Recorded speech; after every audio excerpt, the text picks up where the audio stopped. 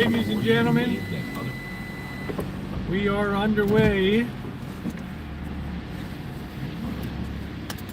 Ooh, might have some news tonight.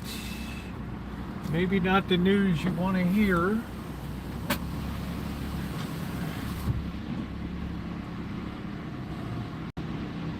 Maybe not the news you want to hear. I'm going to sneak up here and see what the dealio is on gas prices here. Let's see. Let's see what we got here.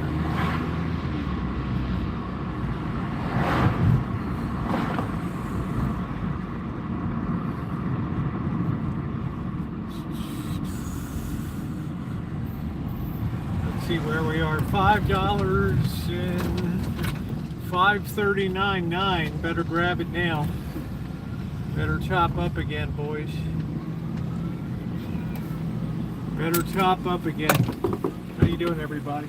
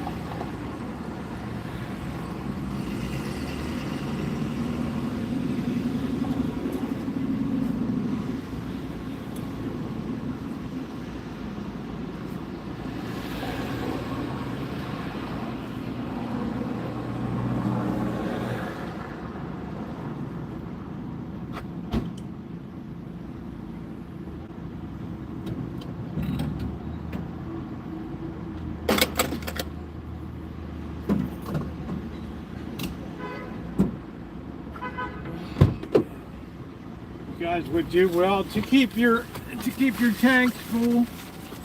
You're gonna clean the inside of this, which is pretty doggone funky.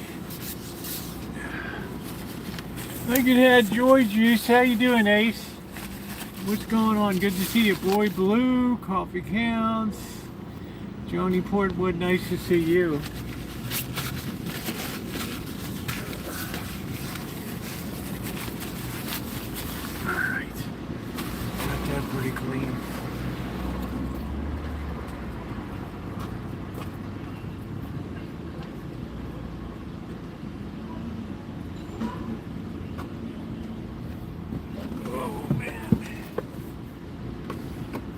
Tell you what, boys, you better keep those gas tanks full.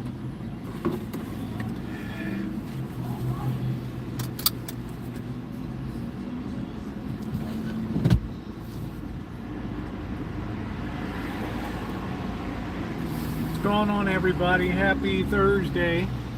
A lot to talk about today. My mailbox is popping these days.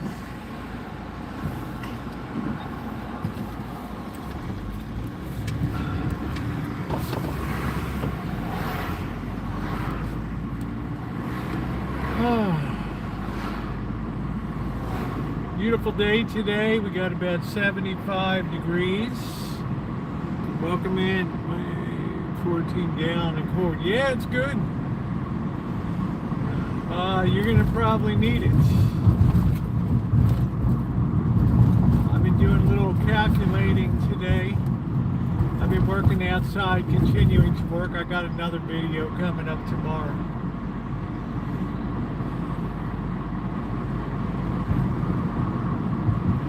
Keep those tires inflated.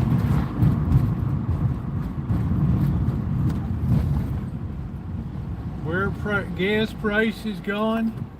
Like the elephant trainer said to the elephant, up Simba, up.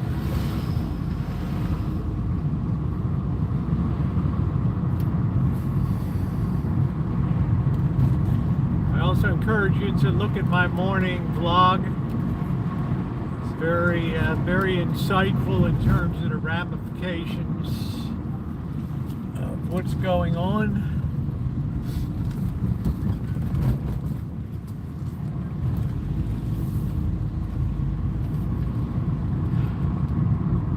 Saved $15 this week.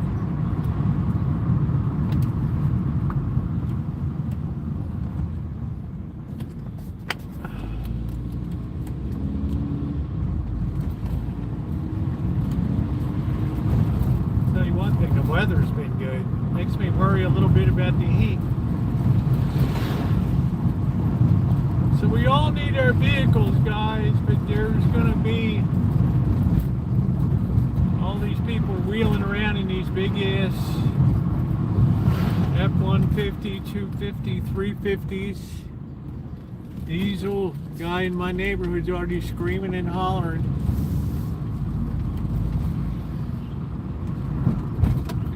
I can't believe what I paid for diesel today. I said, you should have probably bought a couple cans to fill up while you were at it, bro. I gotta drive to the city every day. Woo!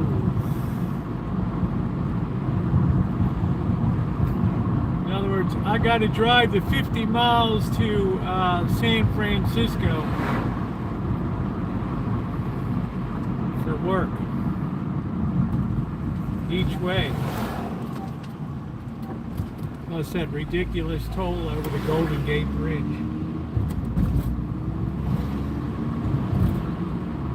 Just because Golden Gate couldn't stick to just running a bridge, they had to start running transit buses all over the place.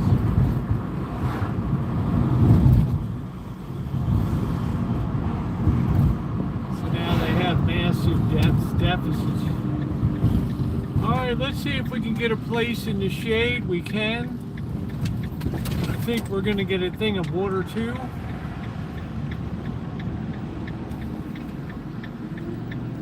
Perfect.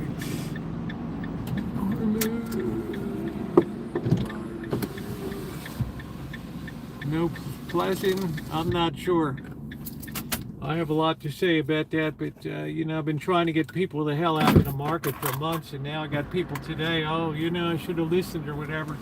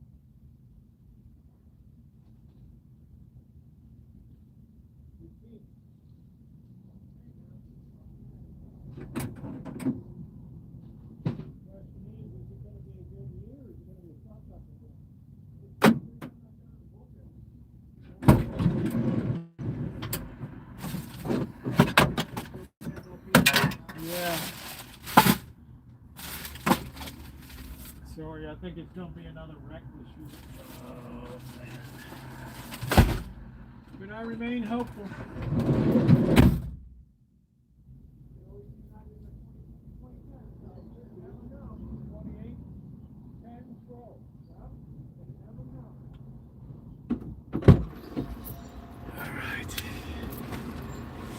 Got a big hope for the Giants this year. I'm not feeling it myself. That bullpen. Oh man. All right, what's going on, Jerry? How you doing?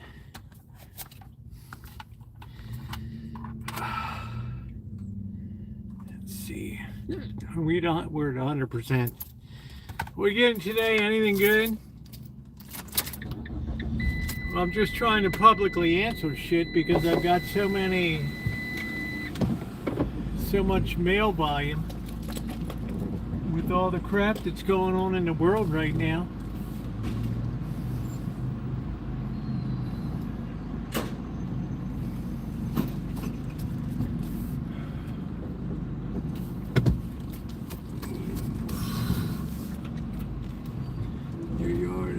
Oh, well, thank you very much. So many feels. Thank you, honey. I appreciate you. It's getting there. I was out there a few hours weeding today. I'm almost done all the planter boxes and stuff. It's been a big job. Taking down all the old wires and shit.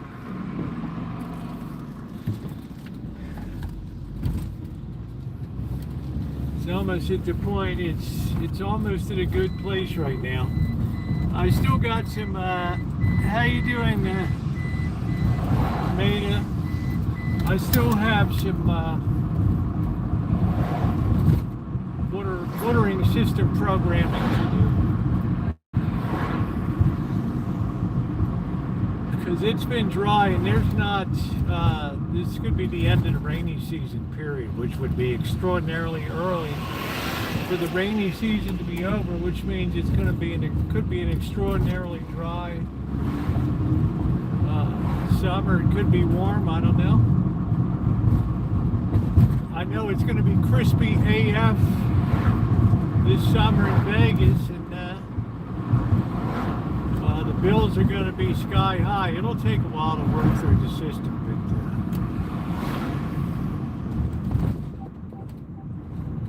that shit's coming.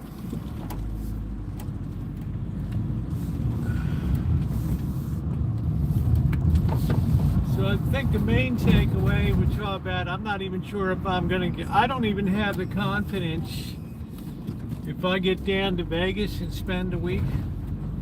I don't even know if I have the confidence to know where in the hell gas prices will be in a week. Shit, man. We'll talk about that.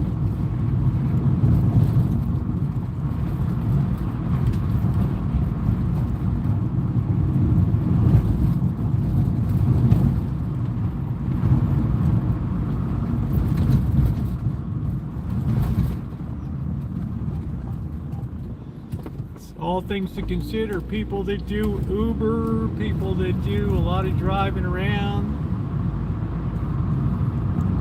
all the crap that Amazon brings to your door.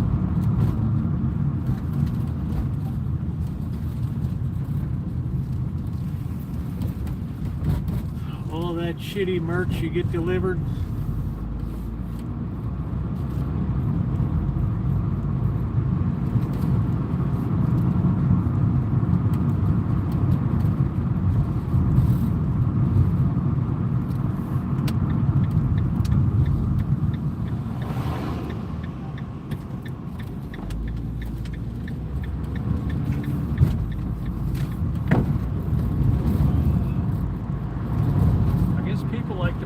Park under this overpass now. Strange.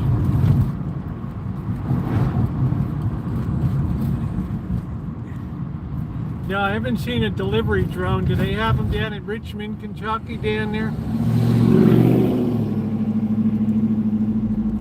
Did they have them down there?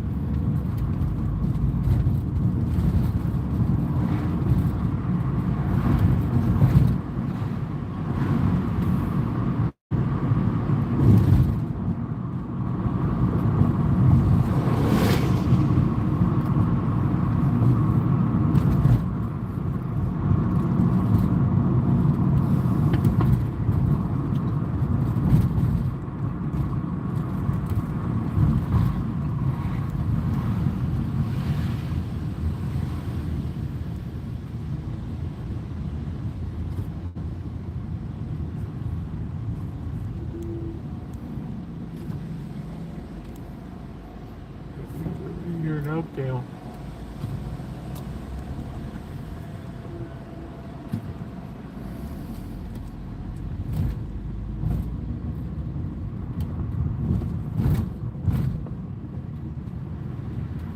I'd love to see guys pushing baby carriages with all their junk in it. Oh, can I take a look at the baby? Oh, geez, there's not a baby in there. Nobody walks up to somebody with a baby carriage these days and said, "Can I see the baby?" They know what the story is.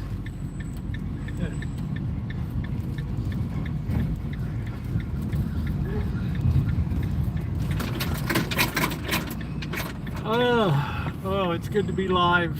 Good to be live. Tonight. War is hell, boys. War is hell.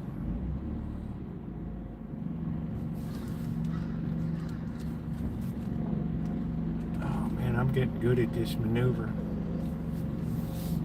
I have to say, I'm getting pretty damn good, boys. Yeah, I've seen a dog in a stroller, but it's still, you're apt to see a guy with his gear. And then he's usually pulling a double. He's usually got like a pull cart behind him or something. It's the damnedest thing. Good to see you too, Naomi. So,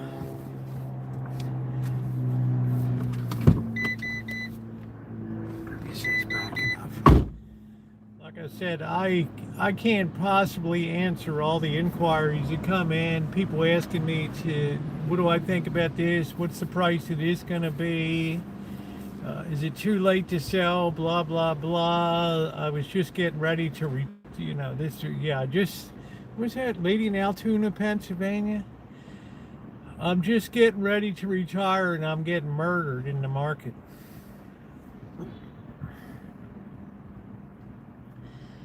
What should I do? Can you imagine somebody 2,800 miles away is going to tell you, yeah, here's what you should do or whatever, right? I don't know anything about anybody.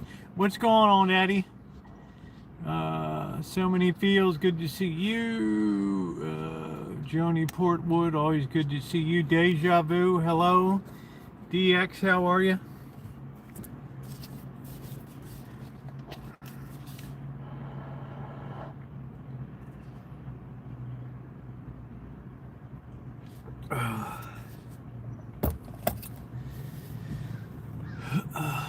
So I'm gonna answer this one first. Gold should do fine coming up. There's no alternative to gold and silver really, except the Chinese yuan. I would imagine they're not depleting all of their shit over there to fight a. No, I don't go to estate sales, Mustard, because I'm more in the getting rid of phase of my life now than the acquiring phase.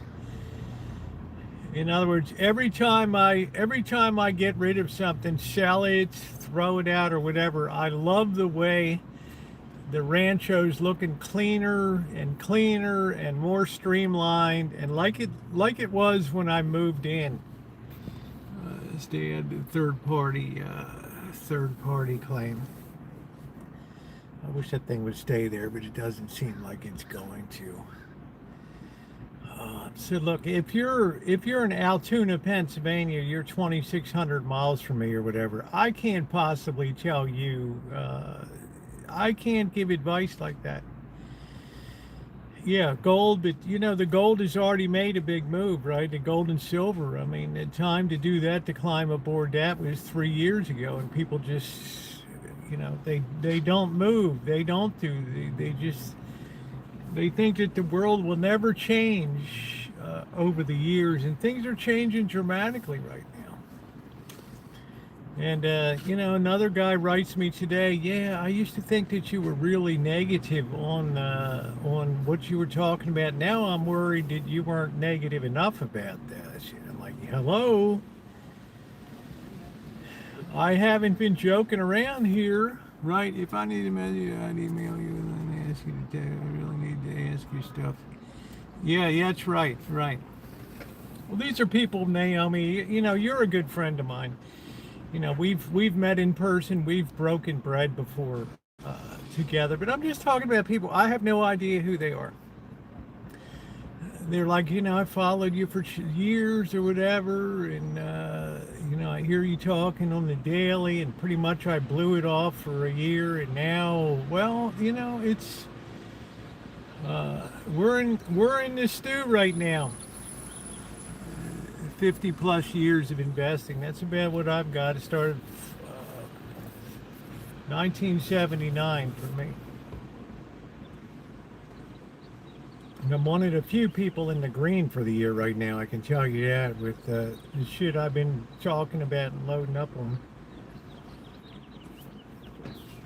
But here's the deal. How you doing, Mater? They're no fun, and Bear hugged me too. That's right. Hey, Simplex. So, yeah, if you're retiring, it's a tough time to think about what's possibly coming up. Here's the deal: we have this very narrow bottleneck through the Straits of Hormuz, and you have all these ships. Some are trapped on the east side, some are trapped on the west side. And they're just sitting out there, okay? And the U.S. is like, it's going to take a while to put a plan together to figure the resources that we're going to need to be able to escort ships or take control of the Straits of Hormuz. And we're talking about, it's a very rocky coastline over there. It gives me shades of Gallipoli in 1914 when the Australians landed in Turkey and got all screwed up there for a year and a half or whatever until they finally evacuated the hell out of there. Patience, buy low, opportunity awakening. Yeah, but the problem is people move way too fast. What looks like a bargain to them,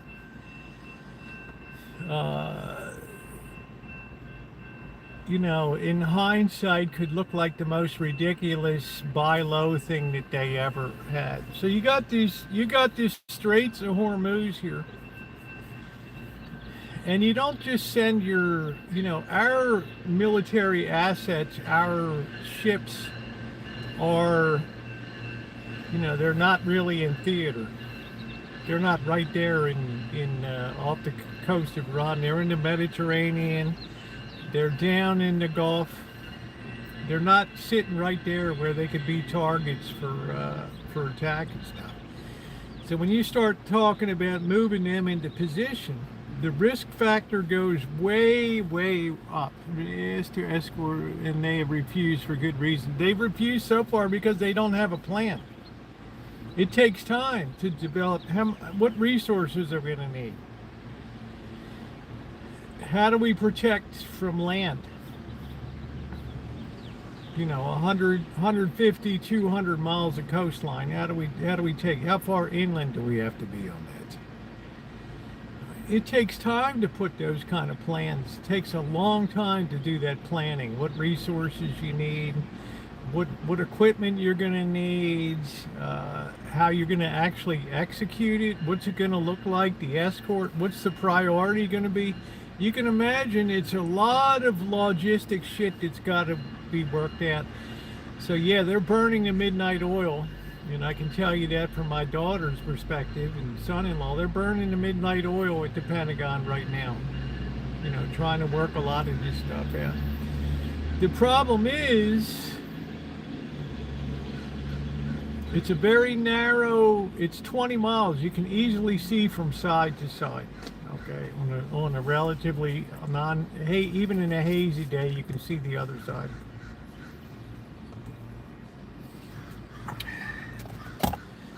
The problem is that takes time to put that plan together.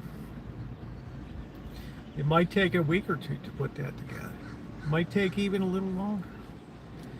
In the meantime, the Iranians know also that this is where the battlefront is going to be. This is what's going to be. This is where it's going to be. This is it, boys. This is where the next theater of operations is going to be. So during that 2 weeks, they got time to think.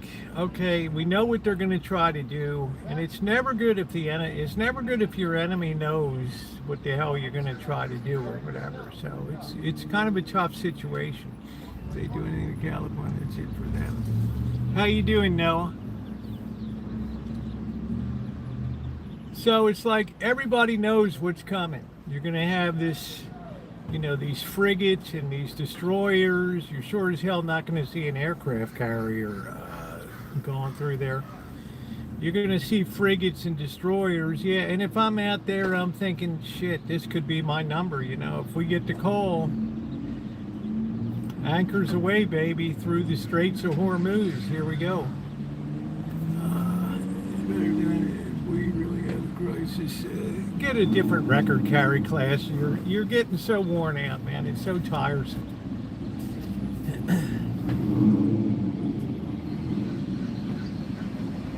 You got people with cucumbers working for $15 an hour, and you say anything below 30 is a shit wage. Well, I rest my case.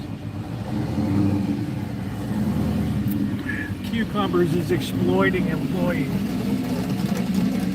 Anyway, what's left in the rainy economy? Like I said this morning, I don't know if you saw my morning video. All the priority targets are gone now. What do you hit now? How you doing, Chess? What do you hit now, Boy Blue? What's your next thing to hit? You start to have assets that are hidden within civilian populations. Okay, your easy, low-hanging fruit has been picked at this point. Yeah, but I'm going to get into that in a second, Fred, why that's inoperative at the moment. It's not to say in the longer term, but we have a real crunch time coming up. You got all these ships on both sides of this 20-mile bottleneck in there. Stuff's going to be happening on that. I don't think it'll be amazing to me if ships are able to go through there without being, without some being sunk or something like that. And, maybe it'll work. But the problem is it's going to take weeks to formulate a plan to do it. So it's not fly by the seat of your pants warfare. Okay? And that means that there's going to be a two week, maybe a week or two period where you could potentially see much higher oil. But I'm not going to put a number on it because I don't want to scare the shit out of people. But in this interim crunch period, we could really see a high number in here.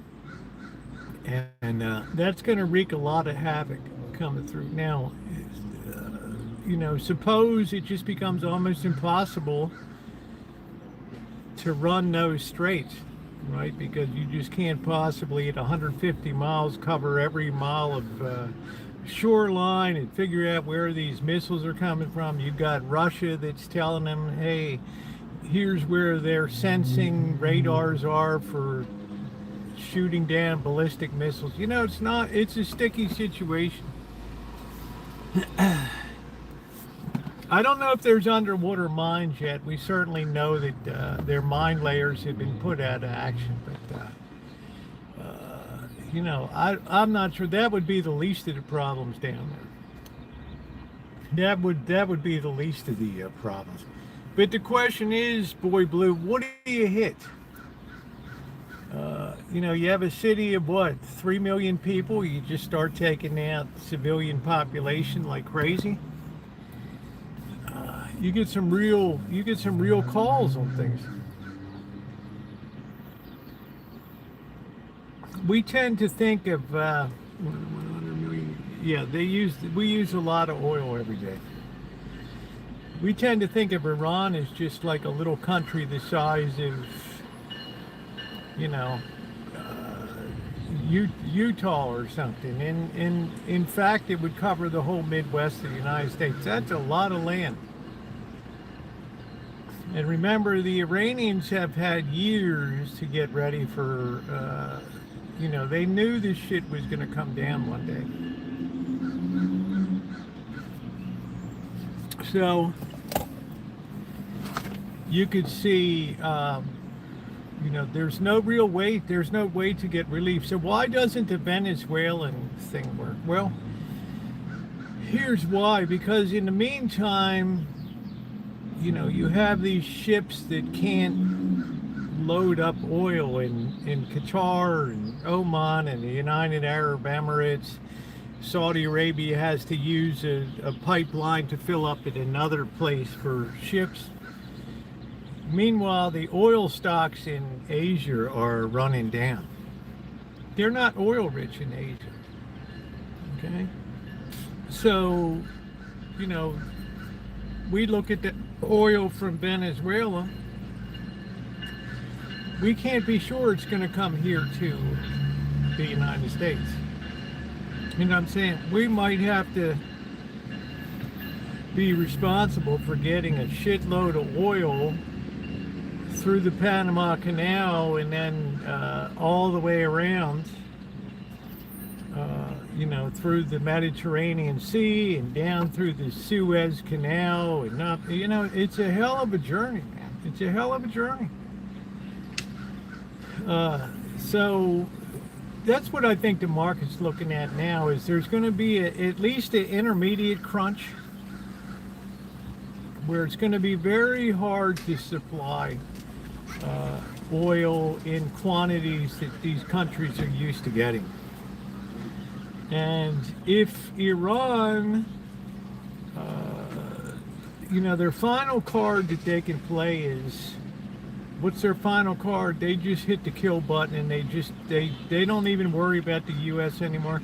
They just fire all their shit at the United Arab Emirates and Saudi Arabia, anybody that's in sight, Iraq, and they just blow the hell out of all oil installations, pipelines, loading facilities on the sea, and then pick your number, how high it goes at that point. Yeah, 5% is always enough to change any market. I always called it the 5% rule. You do a move of 5% and sometimes it heralds something really big. So 20% is big. Big. It's a big, big number. So this is why somebody said, oh, it's crazy, Rosie, that the IEA announced they're going to be releasing 200 million barrels of oil, or 400 million barrels of oil, and the price goes up $15. $15. Yeah. Because people are thinking about what's going to be coming up. Right? They're trying to get locked and loaded. Doesn't give a smart traders don't give a shit about what's announced today. They're looking a month or two ahead. And they're positioning themselves accordingly. So, you know, the worst case scenario is Iran just goes suicidal and figures, okay, our country's reduced to shit now, so we might as well just take it all down.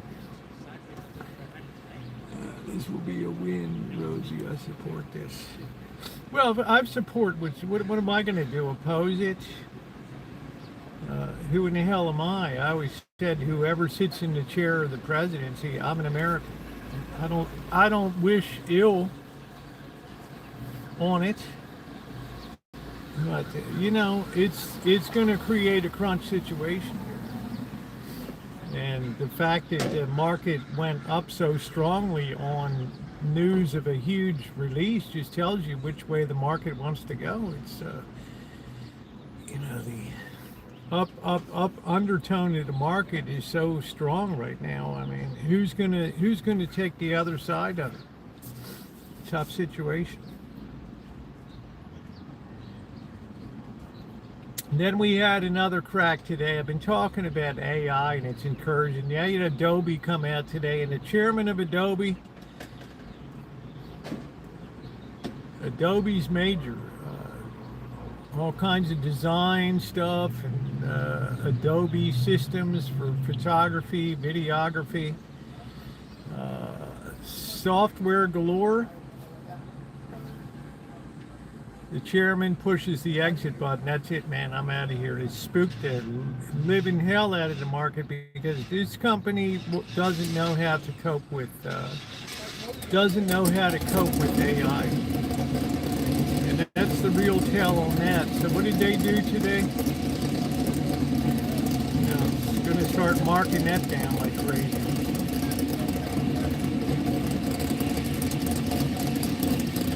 Be doing that like crazy. They're not going to be happy in Phoenix when pick your poison. A, they run out of water on the Colorado River, or B, the cost of energy to air condition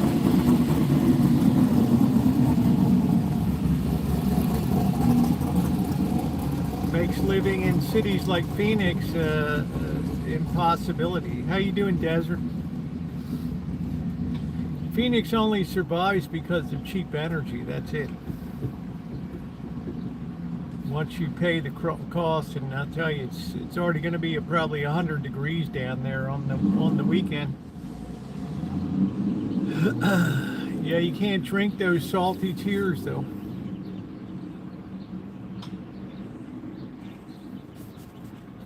This is why I'm on agriculture too, because so much of fertilizer comes out of oil production that you start not fertilizing your crops and stuff like that, and your yields start to really take a hit. Smart people are looking at the price of oil. They're grabbing raw sugar now to convert to ethanol. They're grabbing corn like crazy to convert.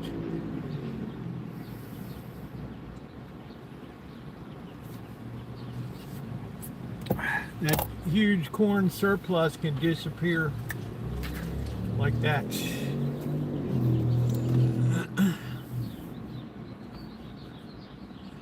So there's already people making moves and prepping to run up E85. I'm afraid that diesel's going to be $8 a gallon. And $8 a gallon is a very, very high price. And Vegas has that large. We're not particularly talking about Vegas, although they use a shitload of energy to power casinos and things like that, infrastructure.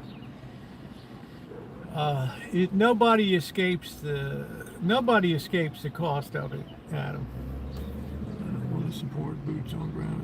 I think they fall.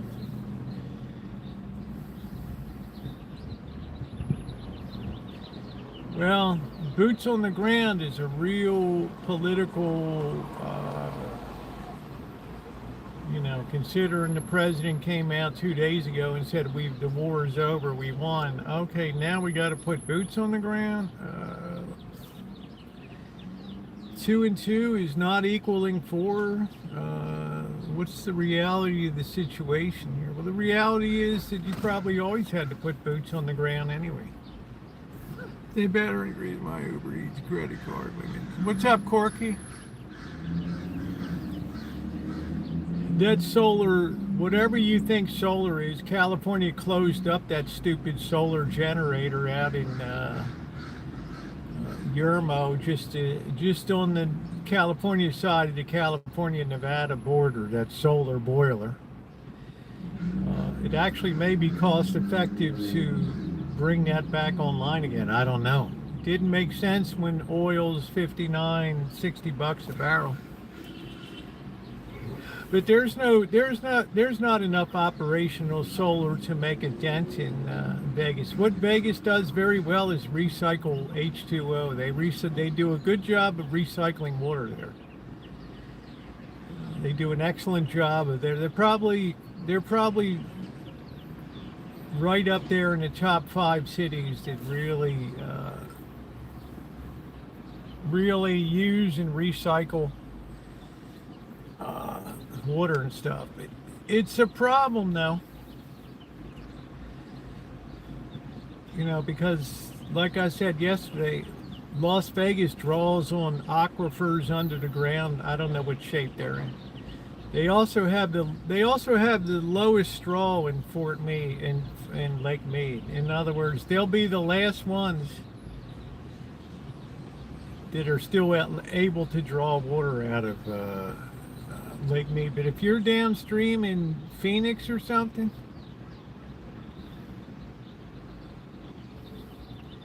better hope for rain. Better hope the spring really brings a shitload of rain.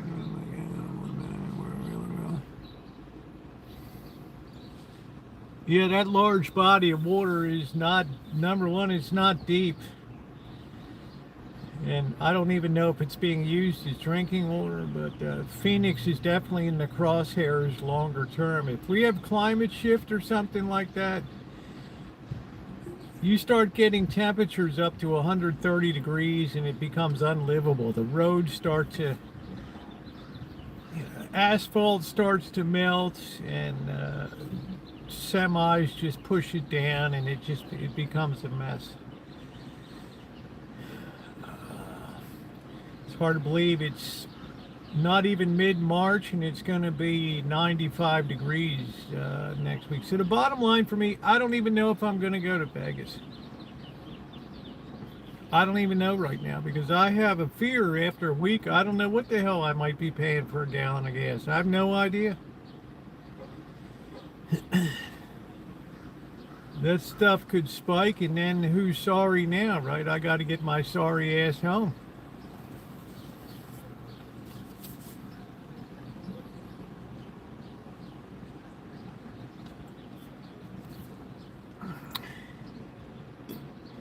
No, it's not that simple. It all takes credit. And right now you have credit markets blowing up like crazy. You have interest rates going up.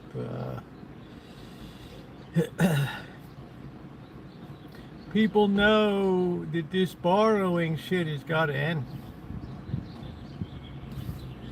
We're going to change watersheds. Yes, the world has been around a long time, and the world will continue to be around for a long time. But I'm going to introduce you, Adam, to a concept called a ghost town.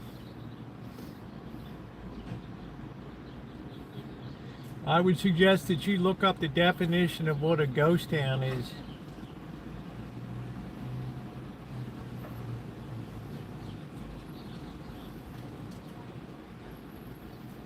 You start to get energy bills of $1,000 a month for the average slob living in Las Vegas. It's undoable. They look up at carry class area and they say, get my ass up to Minnesota, man. I'd rather freeze my ass off than roast down here in the desert. In other words, there's no reason to stay around. There's no reason to stay around Phoenix. We may have two something at these here. Yeah, well, that's true, Boy Blue. They don't leave in a week. How you doing, Limo? Ghost towns, I've seen a few in the North Dakota, Missouri, and area. Yeah, it only takes a longer term trend. Right now in Las Vegas, half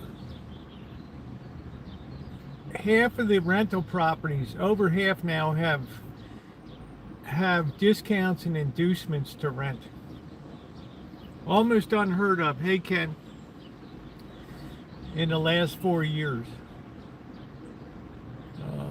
And what's keeping a lot of people there, the boomers and stuff, is very high value portfolios. Right, their stock portfolios and shit. But see, the earth is moving under their feet with this AI and this bursting of the software bubble, because we don't really produce a lot anymore. You look at companies that actually produce things, steel, agricultural products, and things like that. You look at the valuations of them and they are in the toilet. People put all of their money and hyper concentrated all of their investments into this high-tech crap. 3 plots of land at least out the farm.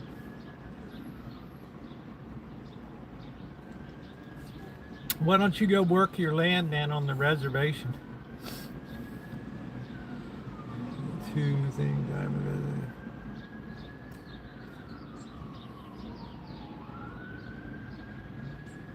So there's a lot of dynamic shifts. That plus you put the interest rate situation on top of it, and it could be a fast trip up to 5% on the 10-year.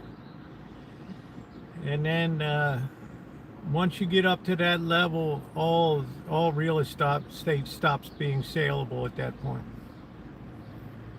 and you have a redo of 2008 again.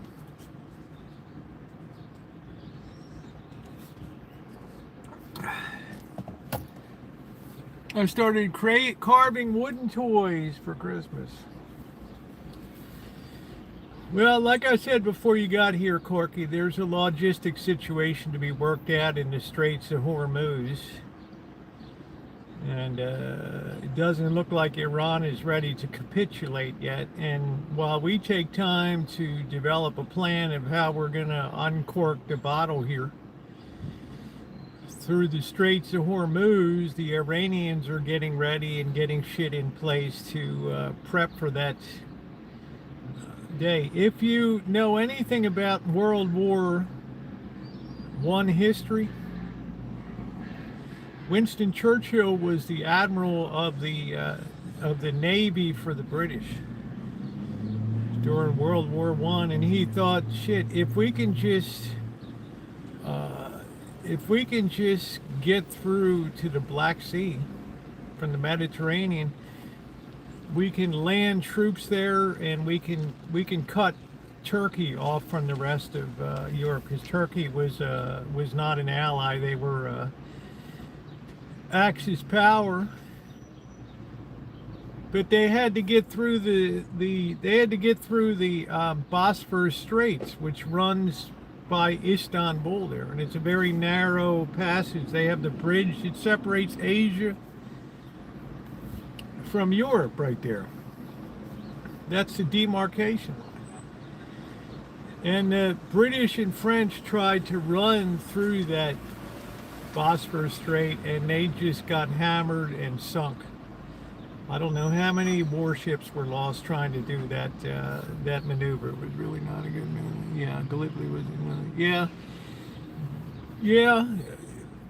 Running the Bosphorus Straits at Istanbul was really costly. I don't know how many Allied warships went down to the bottom trying to get past the guns that were mounted on the cliffs and things like that. Yes, pray for the troops. That's exactly right.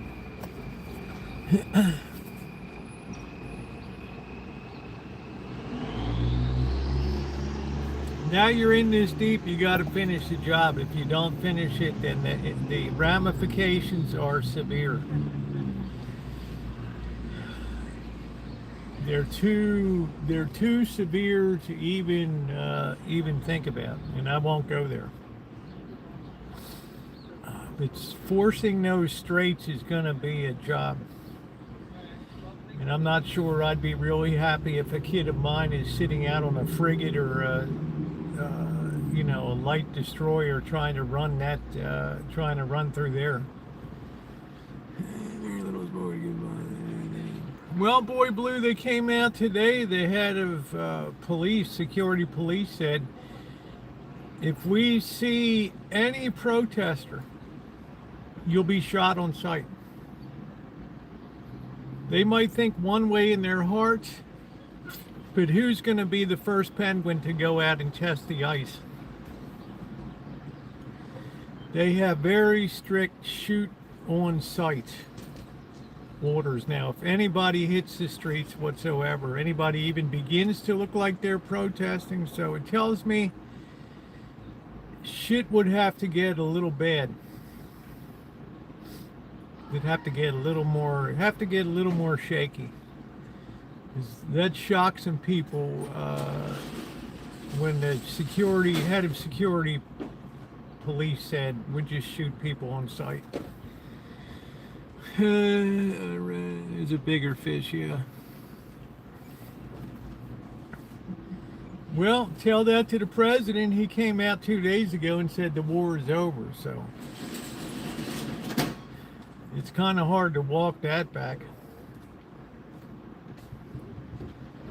If troops be needed, troops be needed. I mean, that's the way it is. I don't think they're going to encounter a lot of resistance, but let's be clear, that's a hell of a lot of ground to cover. It's not like Kuwait.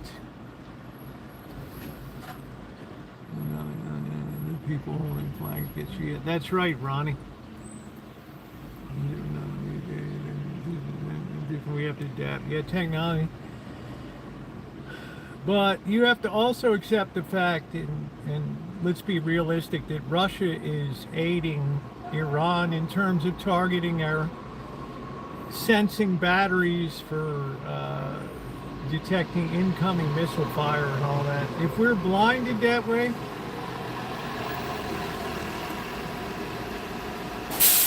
if we lose our ability to shoot down incoming missiles, then that's a real big problem.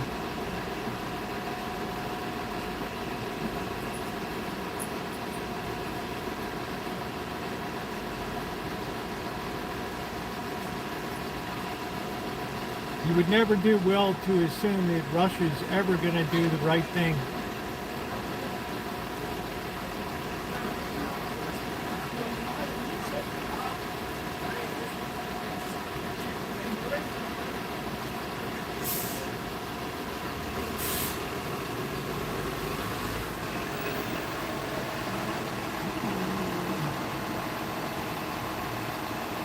Well, it's not even might as well. What are you going to do? Let people be bottled up for the next 2 years sitting out there on...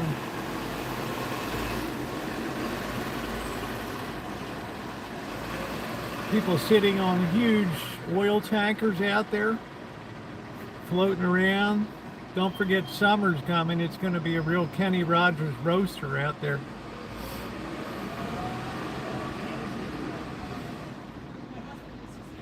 So we have a, you know, it's, I just want you to be prepared for,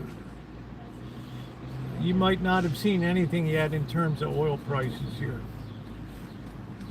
And the United States dare not draw down their reserves too far, especially in a time of war. You never know what kooks are running around by refineries. Stupidly, we drove our refineries out of business here in California. Maybe the government will force the Valero refinery to stay open. Who knows?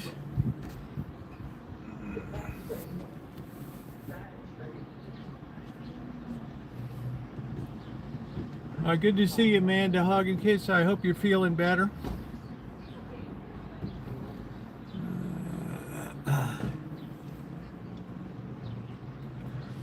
So who knows how high prices will go to supply Asia, but we're on the hook to supply that. So I'm sure we're going to make it very worthwhile for Saudi Arabia.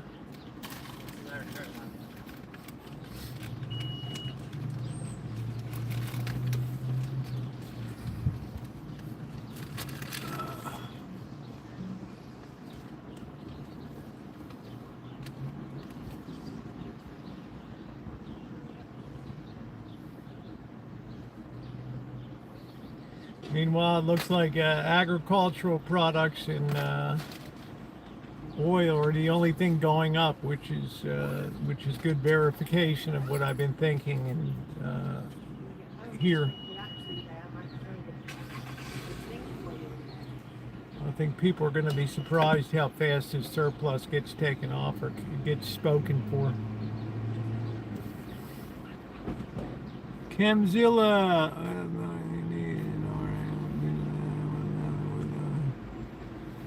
Yeah, I guess in Georgia there's still, I don't know. But the really important thing that got lost in the sauce today was the chairman of Adobe resigning his position. And usually if somebody's sitting in there in a very cush job, they're only leaving because they don't want to get tarred with the brush of failure. There's no way that Adobe at $395 is $295 a share or whatever the hell it is. There's no way that company saves itself. No way. They're just the canary in the coal mine for software as a service. And people knew it today.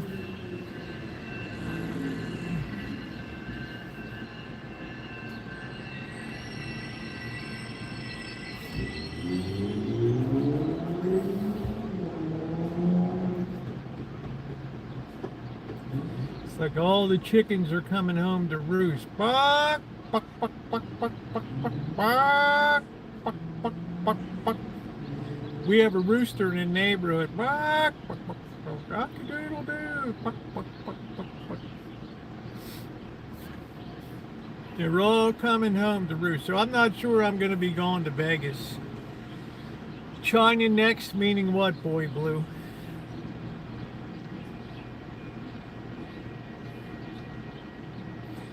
China is the only country that's moving oil through the straits right now.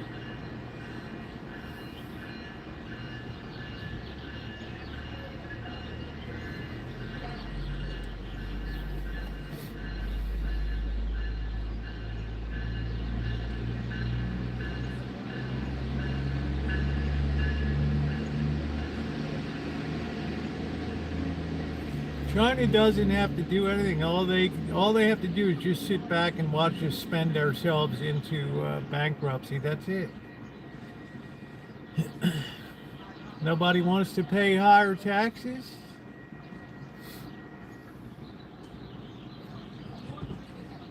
Porky says, "Let the borrowing begin."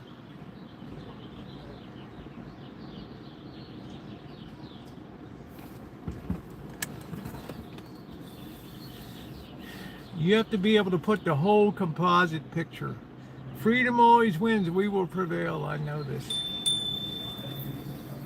It depends what prevail means. I'm not sure what it means. I don't know. I have no idea, Ronnie.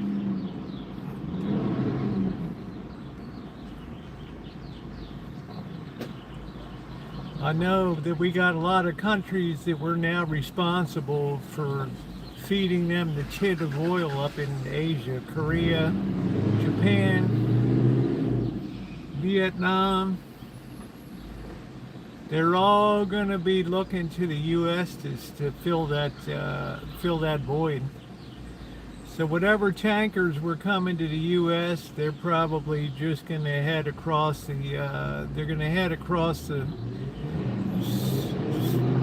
ocean and right over that way. Russia will save the world. Well, Boy Blue, I guess the Roman Empire could have said that too. We never lose. 800 years. It's all good until you lose.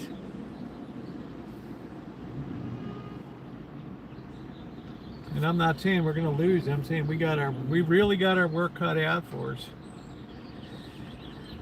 So you might as well hit hard. You might as well get the boots on the ground before. I mean, that's going to be a bad market break when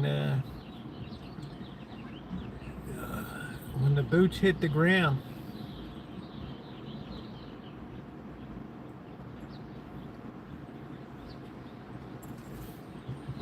You got to be realistic. There's a time to be patriotic and there's a time to be analytical about things.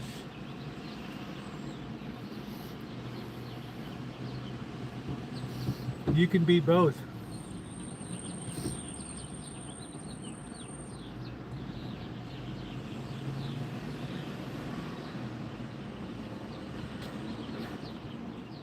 They're going to make a move, they better do it before it heats up over there and you're sitting around the desert roasting your sack off.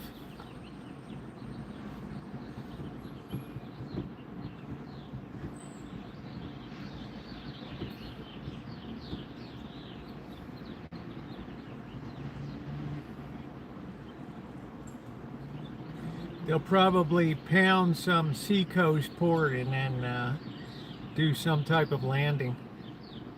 You need a lot of armor, you need a lot of provisions to do that type of thing.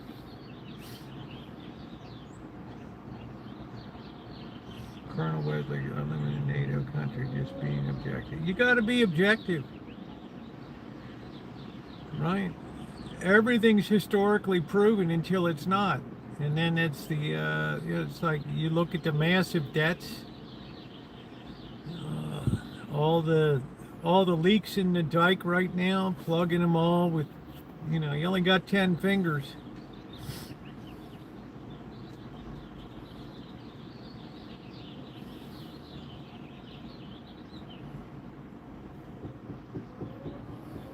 You'd be nuts to just have blind faith. You can have hope, but you have to be realistic about it. I mean, in no way, shape, or form, I think we were prepared to think about troops on the ground. I think that we believed that they would fold up in a week or so, and that would be it.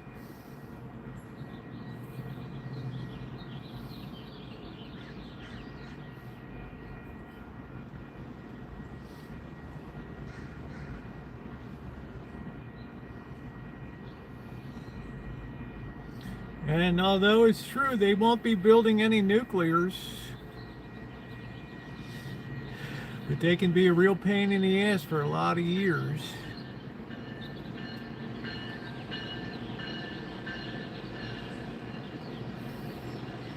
Freedom for who?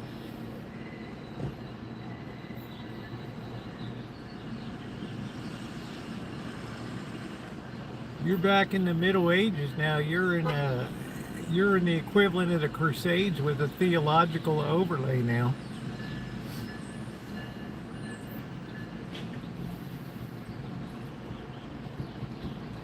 You have some real fanatics out there.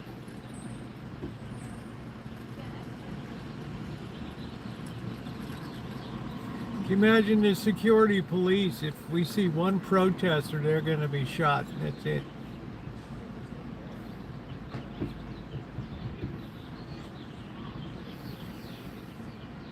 Who wants to be the first penguin to go out on the ice and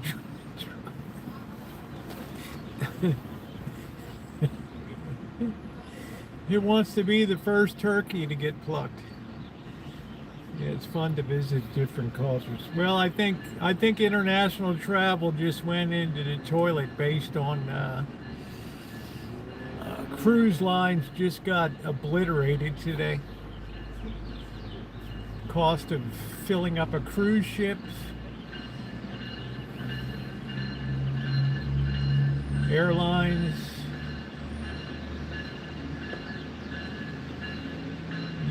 Now they won't have to worry about crowds at St. Mark's Square in Venice. They won't have to worry about Amanda Hug and Kiss coming over, clogging up the streets of Venice as a tourist with the Kodak camera.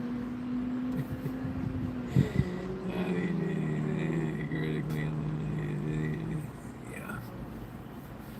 Boy Blue's a smart person. He's an investor. He's seen the things that I've talked about come true now. It's just going to be a difficult situation. Will we prevail? I guess it'll be something to our satisfaction. I don't know.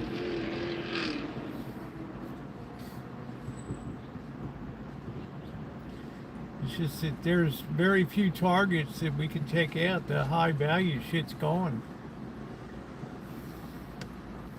How you doing, Icy? Well, it's the projection of power. If you can do stuff by air, they never imagined they would have to do escorts through the Straits of Hormuz. I tell you honestly, I think we've suffered significant damage to some of our radar installation stuff, and it takes a long time to get that shit back. There's only so many hours in a day at Raytheon, Lockheed Martin.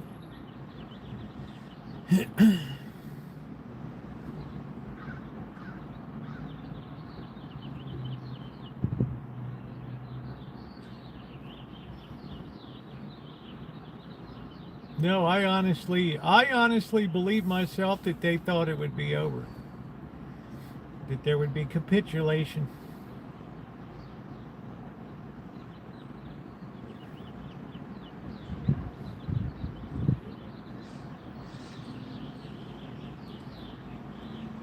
So when the president came out early days and said it's time for the Iranian people to rise up, well, it's hard to do when bombs are dropping all over the city. And then when the bombing lets up, and then the security police said, we're going to shoot you in the head if we see you out there with the protesting. That tends to put a dampener, right? Corky, you can imagine indivisible protest.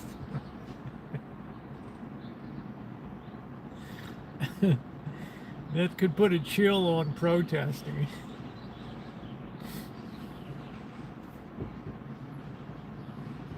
That's why I say you could have a lot more portfolio damage coming up here. I'm just bracing people for that. Do you think they had a plan? Yeah, I think it's unexpected. I think they're hatching a plan now, which is fine.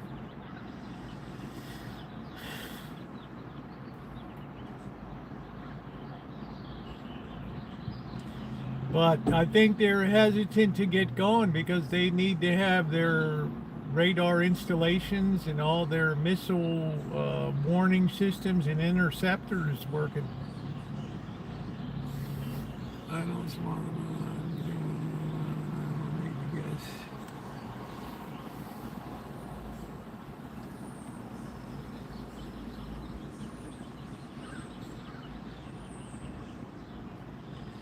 It's just a high risk time to be out there sticking your head up for protest. I'll be damned if I'd be sticking my nuts out there. I'd be eating Turkish delight and just staying low key.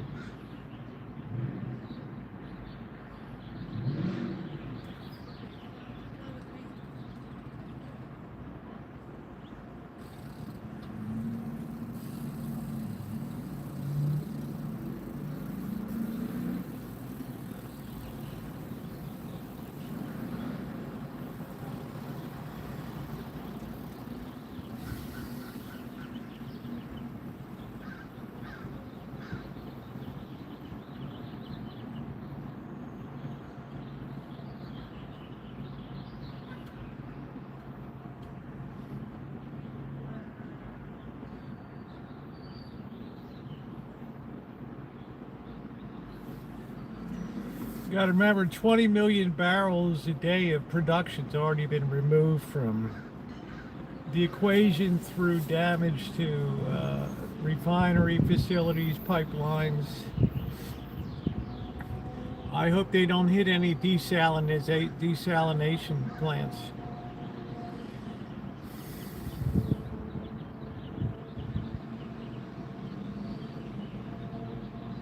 Can't drink oil.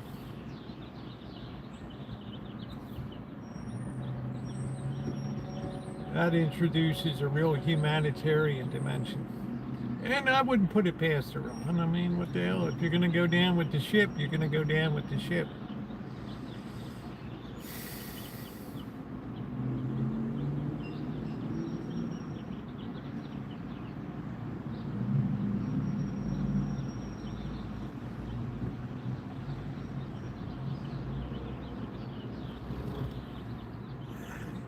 Not many, I think only one so far, not enough to really put it out of commission.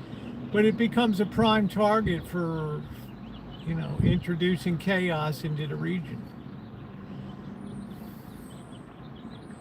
And then it becomes a humanitarian mission to try to get drinking water in there.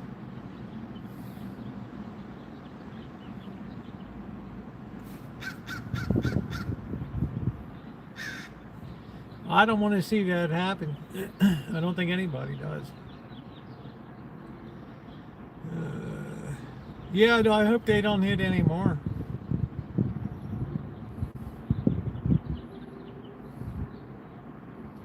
You just never know. I mean, you have a regime that is, I don't want to say they're suicidal, but if you're going to go and pull the pin, you might as well go big. Yeah, well, I think that's what they've been anyway. They've certainly exported terrorism.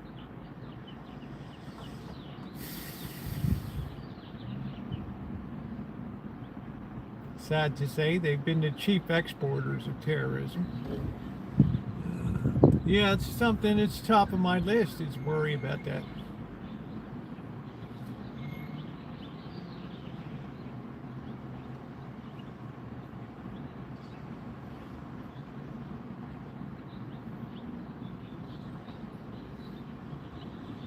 And I don't know about Israel. They're running their own program. Who in the hell knows what they're doing?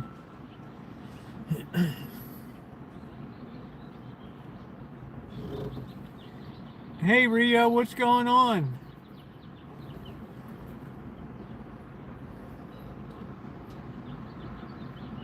Yeah, boy blue, but it's very easy to paint it with a theological overlay to make people fanatical.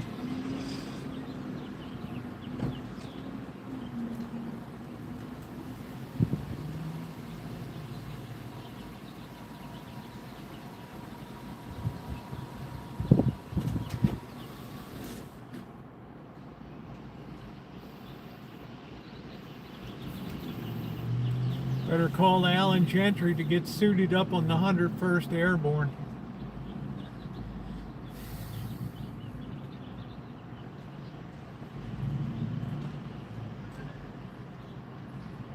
Alan, we need you back. So I think I'm talking good sense here. I think I'm exploring every possibility. It's important.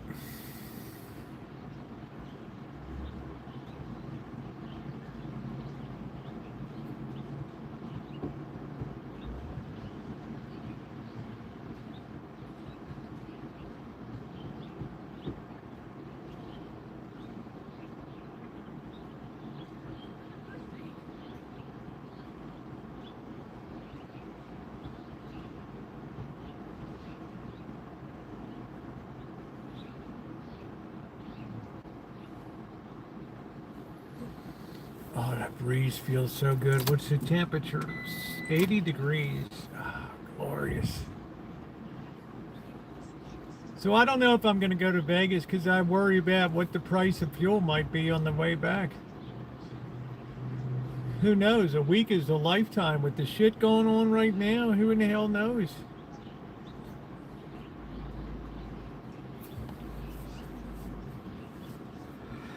I'm not sure.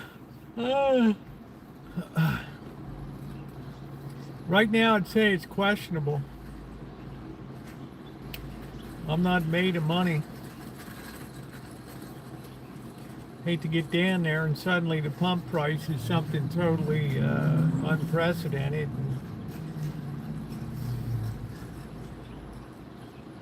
A lot can happen in a week.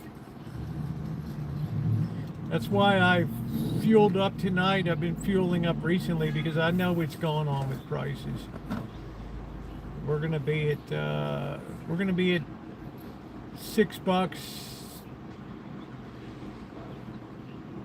tomorrow.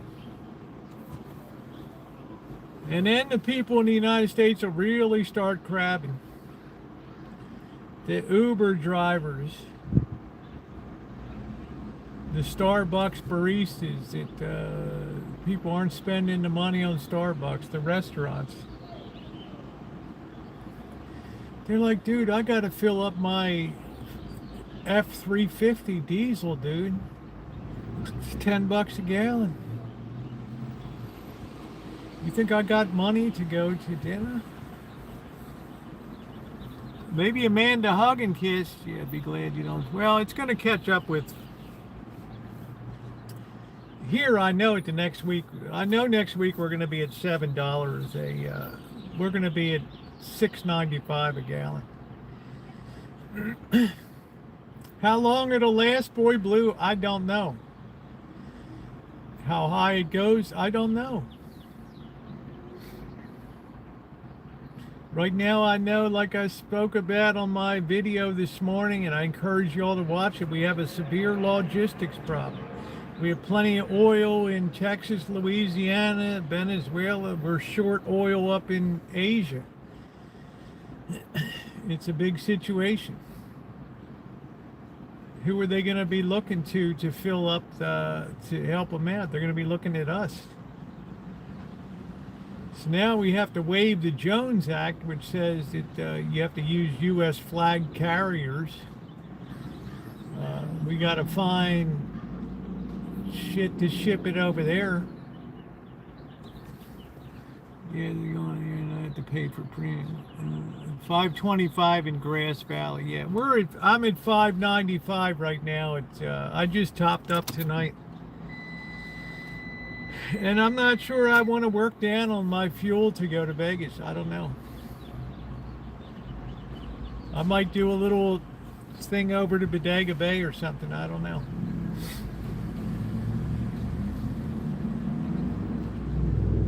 Plus, it's going to be close to 100 degrees next week in Vegas, so I don't really know if it's ideal painting weather. But it's all good, Boy Blue, until people start to complain about how costly things are. It's good to tell people, don't complain, we're at war.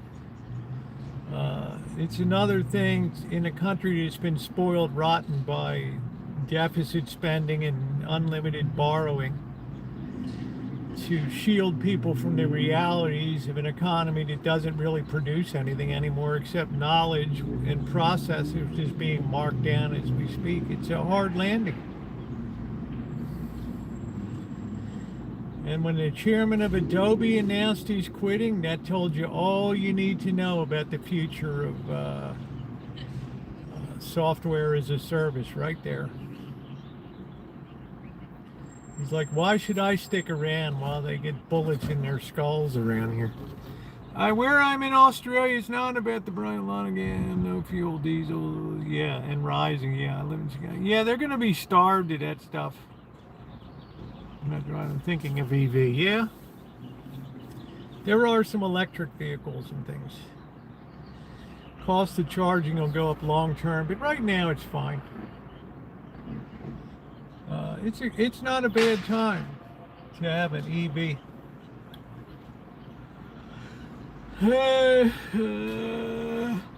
Yeah, reset may be required. You have to sell this. What I'm saying, Corky, is we haven't done the best job of selling this action.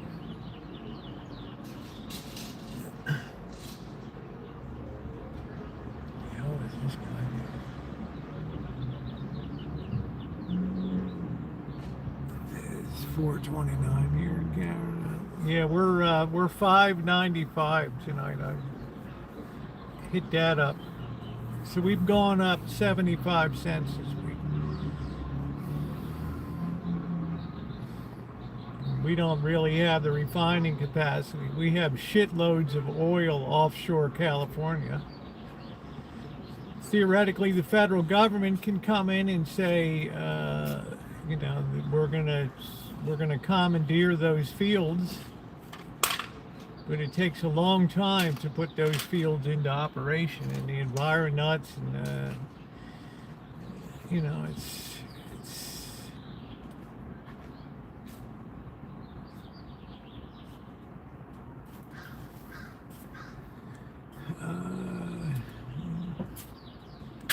hey, Buttercup, baby.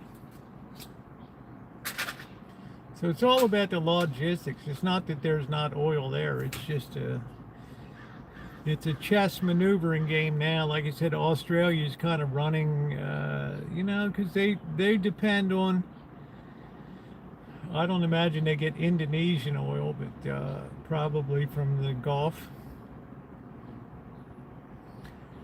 Yeah, that's what I'm saying. Do you have what it takes to go the distance? Because the economy is going to be shattered here.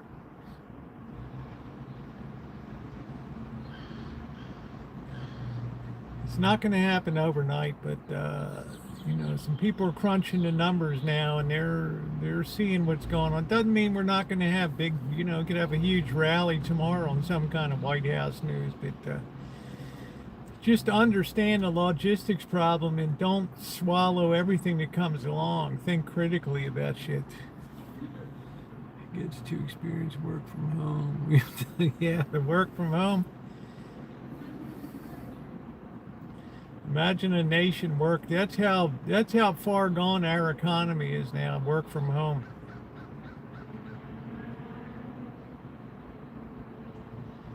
You know, we got United States Steel that's owned by Nippon Steel. The value of our Nucor, Cleveland Cliffs, they're just so low relative to stupid things like Adobe Systems.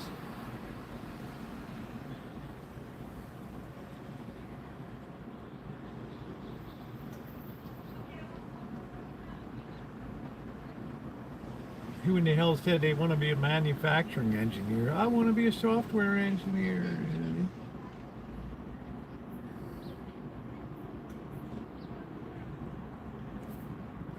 We'll be all right. Ain't anybody going to starve to death, Boy Blue. But you've got to think critically about deficits and borrowing and interest rates. What makes this economy go? It's interest rates. Nobody can buy a house with cash. Blackstone is falling apart. The company you love to hate that came in and bought all the housing in Vegas and everything. They're up to their elbows in the cesspool right now with Blue Owl.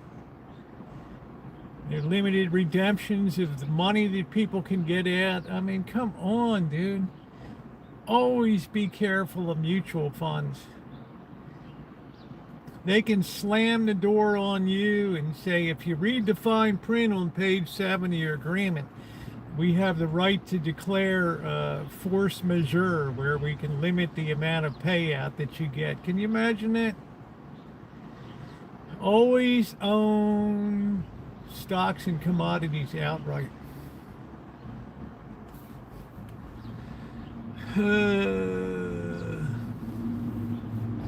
Mutual funds haven't faced huge amounts of redemptions. They're not prepared for it in any way, shape, or form. People have just been conditioned to think one way.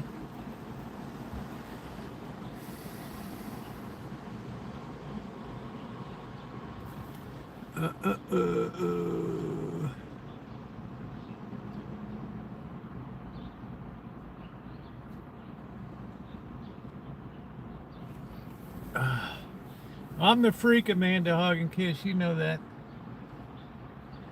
It was good to work outside today. I'm almost done. So I don't know whether I should go down or not. I don't know. I know a lot of people from LA are having second thoughts about their little weekend jaunt up to Vegas. Based on the hotel prices that I saw,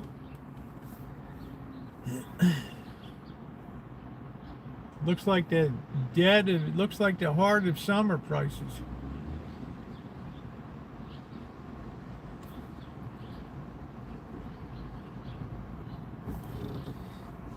What did Corky say? Nice. Here, can't get diesel because of panic buy. Yes, that's what I'm saying. The ripple effects. Now we're coming into planting season. So you don't plant as much corn, wheat, soybeans, oats. Think, people, think.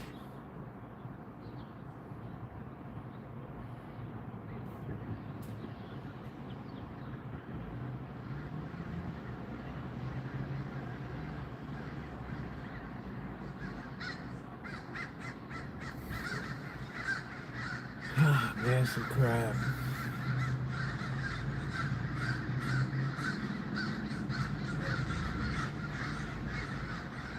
Oh, here come the crows. Welcome Alfred Hitchcock.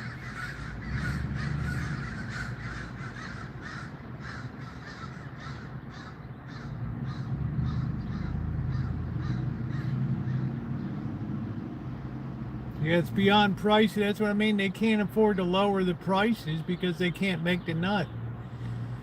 And I think the Fertitta brothers are playing Caesars. I don't think they intend to make an offer for Caesars. I think they just intend to make a couple $100 million profit making a run at them.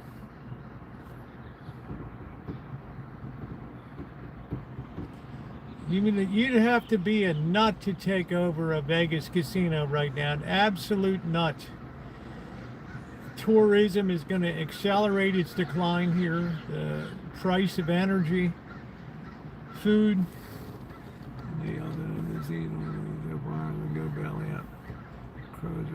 Well, they have a lot of machinery that can replace. They'll feel the pinch in processing plants, maybe not in the fields. Unless you're doing something labor intensive like wine, but wine industry is in the toilet anyway. So much of farming is automated now. If you've never seen an automatic carrot picker going around, and I got a video years ago when I went down to where the Grapes of Wrath, Weed, California, where the Grapes of Wrath was written there at that work camp. Saw that carrot picker going around.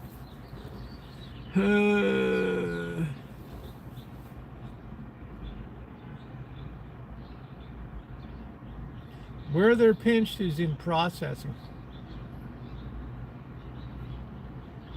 Food and service was bad for the price. Yeah, it's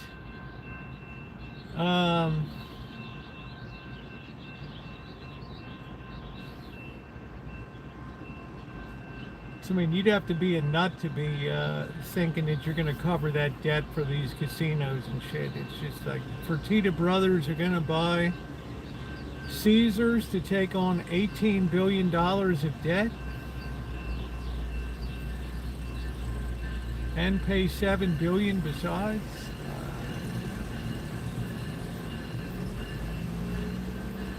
Quirky, make that make sense to me.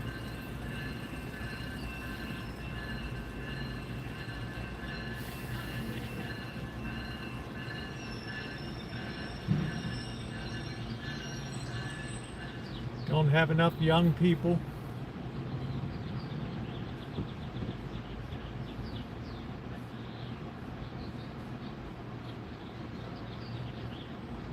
But the knowledge jobs will be drying up, so it'll be there'll be a good workforce for that. They might not like the wage, but that's the way it goes.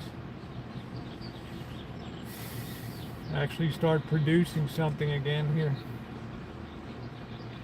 Because that $40 trillion knowledge bubble is losing air rapidly now. When I saw the chairman of Adobe quit today, I knew this guy doesn't want to go out on a low note. He saw the writing on the wall. The last people we'll see will be Adobe shareholders.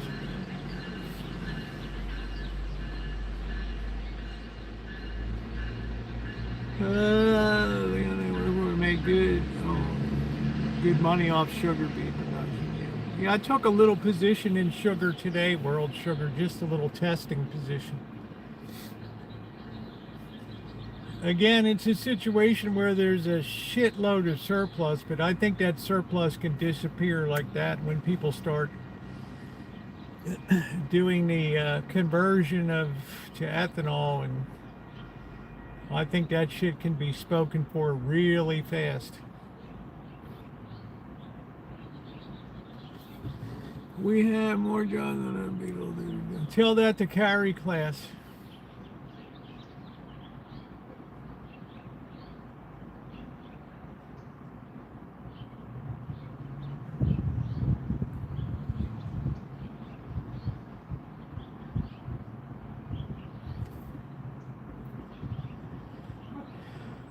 That's why China has the edge, because they have the manufacturing base. They're still producing things. We went all over to knowledge as valuable and process is valuable. Big ass mistake.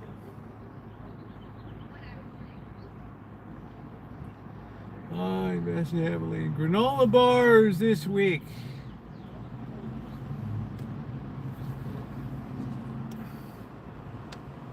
Oh man, Buttercup Baby always.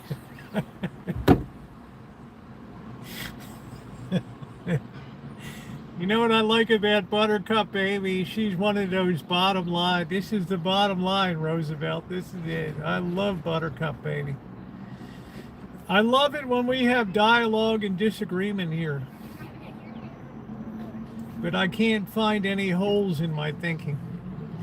I see people plugging those holes with hope. So, and hope is a lousy filling agent. It's like putting putty in. I invest in Vietnam before China. Well, the investment's already been made in China. Now, because of war, inflation is going to bail out their economy now. It's going to turn it from deflation to inflation. So they'll be in high cotton now. Their trade surplus is at an all-time high.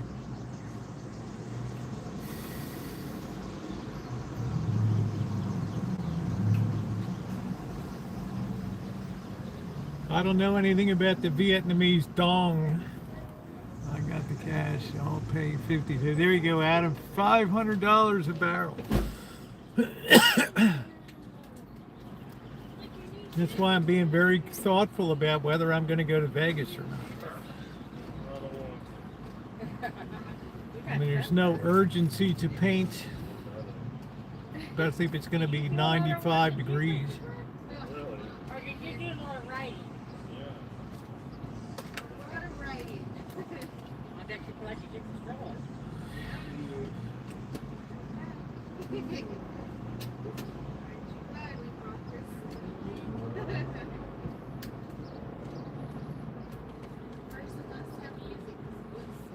So don't be surprised. What I'm trying to tell you is don't be surprised in this scramble if we do see $150 barrel oil. Do I think $200 is possible? I think that's a real stretch. But bull markets tend to always overshoot on upside and downside. At that point, every ounce of sugar, every piece of corn will be like gold. All the grains, everything. For conversion. How you doing, Angus Kisses? My best friend's mother's oh wow, I'm sorry to hear that. Your best friend's mom's been admitted. I'm sorry to hear that. I hope it goes well, Angus Kisses.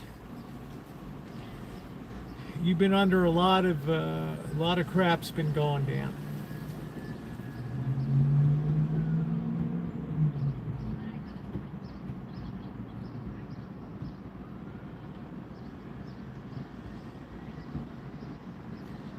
If I stick around, I'll probably get to pick up some plants. I might pick them up tomorrow. It's probably too early. I don't know. I got to get a feel for the weather.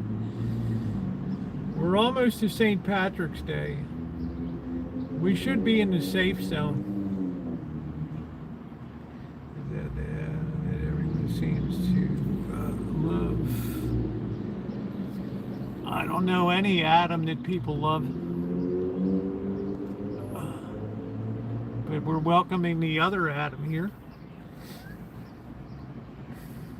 People are weighing in from Australia telling you it's very difficult to get diesel fuel now. It's this is just the opening days of, and you can trust and believe this country will be sacrificed up to make sure that the rest of the world is taken care of.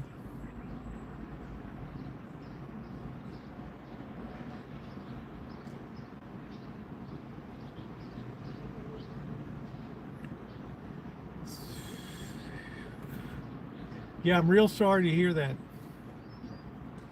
Angus Kisses has really been through a lot. So I'm not sure if I should go or not.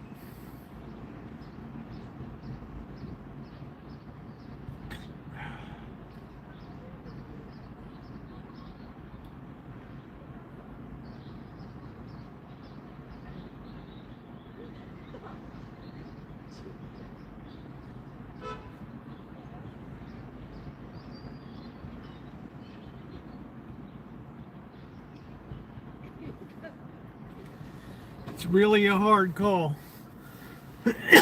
Like I say, you get to Vegas, you don't know what the hell, a week from now, you don't know what you're looking at from the pump. You might be on rationing.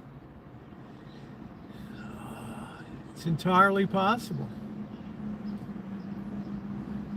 Then what are you going to do?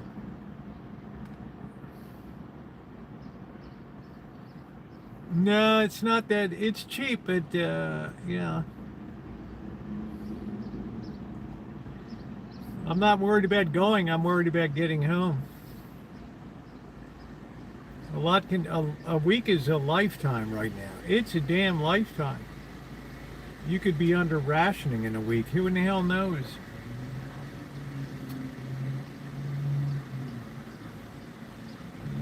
And charging. Okay. Charge them up, babe.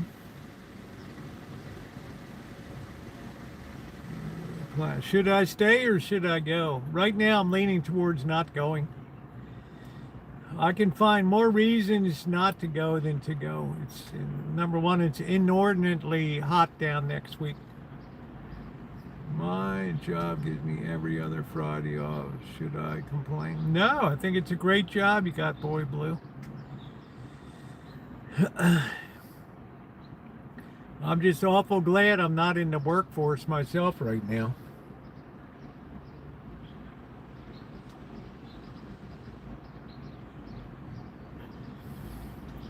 When I saw Adobe Systems today, I thought, oh shit. The cuts are going to start really accelerating now in the head counts. And I have to laugh at the woman that runs Accenture. All of our consultants will be all fully trained up on AI implementation. It's like, yeah, we don't need you. We love you, but we can do it ourselves. You need us. No, we don't need you anymore.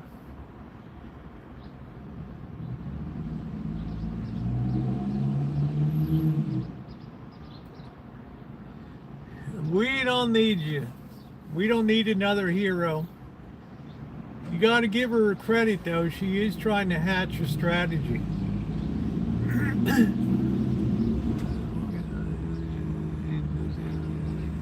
No, Naomi, I'm having second thoughts about the cost of travel. I'm worried about the way things are going right now. 600 miles is a long way each way. I'm not worried about going down. I'm a little worried about getting the hell home. AI doesn't need people either. They don't need computer software coders. All that shit's gone. The guy from AI, Sam Altman, he's talking today. He's finally admitting, yeah, it's going to be a job wipeout. Yeah, it's going to be, we're going to wipe out a shitload of jobs here.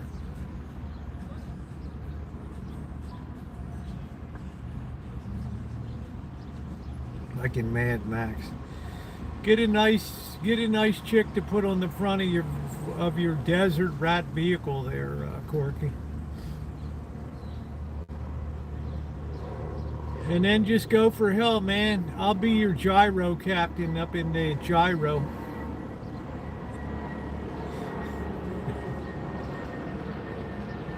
Well, just think about what it says for housing in Silicon Valley when you pop the knowledgeware and process bubble. What's left? AI centers, data centers that beat each other's brains out to try to sell data capacity, and it's like, what's the first thing they're going to do? They're going to cut prices and then blow each other out of the water and turn it into a cheap commodity, and then you're going to have all these hawking data centers that look ugly out in the middle of nowhere that the vandals are going to go in and grab all the copper.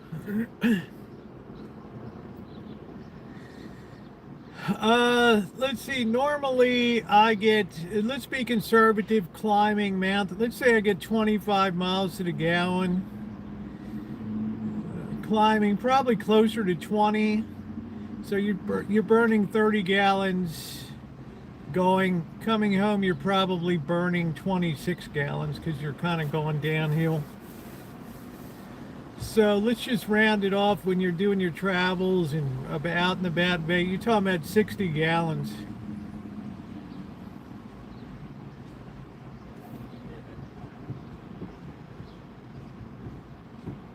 You're talking about 60 gallons.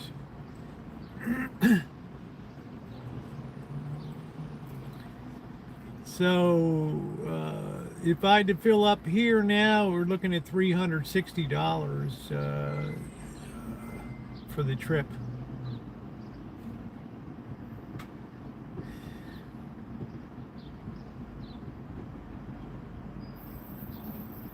So I can see people in LA doing the same calculation I am. Even they take an EV, they have to stop and charge it on the way.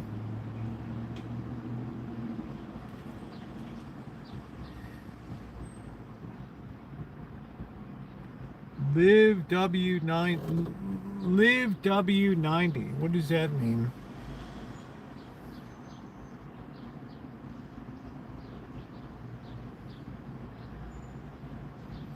Aussies already talking about they were limiting, it's hard to find diesel in Australia now. Well, we're kind of responsible for filling that.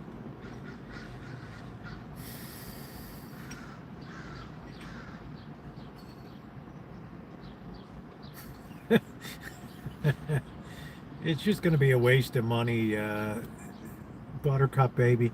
You build data centers, you build data centers, you build data centers. Now bring on the customers.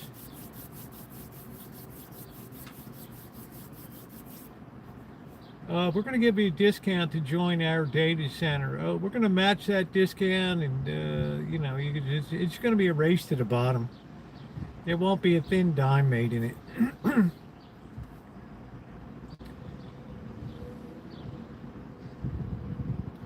Then you look at Amazon now, it's got to deliver all this crap with high prices.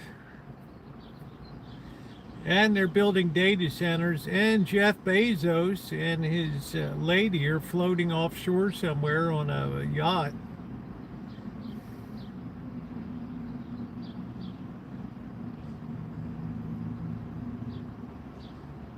Trying to figure out a way that they can live forever. It's a shame, honey. We have all this and it's going to be gone.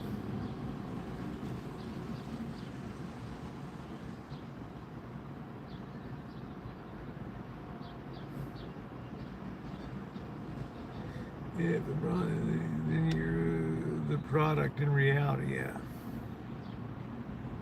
Well, you tell me where the flaw in my theory is. I'm seeing it come to life every day before my eyes. Like I said, Corky, look at Adobe today. This chairman, they would have had to carry out this dude in a pine box, and suddenly he's ready to go. It's like, I don't want my name on this this turkey when this baby gets hits the ground, this frozen bird. People are using AI to do all their video editing and design work. They don't need Adobe. Oh, but we have an AI suite.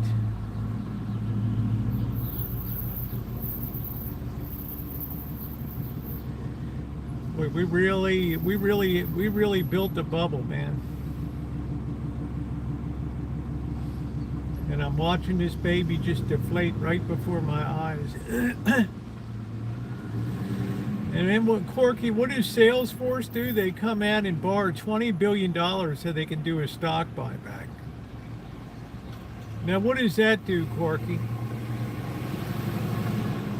It gives the insiders a boost to get the hell out of their stock, and by the end of the day, the stock is off slightly from being up 13 points or something to being down.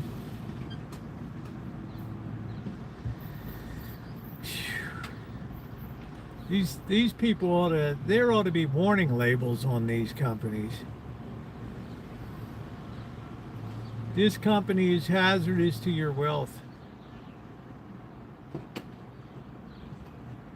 Let's check. What a dick.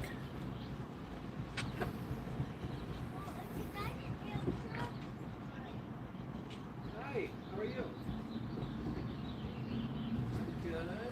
Oh, but my advisor said this, or my broker said that. Your broker is on the caboose of this train right now. He's not in the engine. Great. He's not in the engine compartment. Municipal bonds are falling in country, but they just don't. Yeah, Well, that's why interest rates are rising. Yeah. Everybody needs money. Rancho told me 5, so. He rushed over. If we bust through 5% on that 10-year, we're at 4.26 tonight. Awesome. Cool. You're close. People be, oh, maybe the Fed will cut interest rates. That's it. I don't know. Last thing you want to do is give people less for their money when they're investing in your paper. About the train station? Yeah. I've seen it here, Corky, with this city school system just writhing in pain. Like, what do? We just got here. We can't avoid the cuts. And then they're complaining on KPFA about, we've lost our cultural representatives at schools. But you never hear them talking about the educational performance of the students. Guess who's here? School bonds.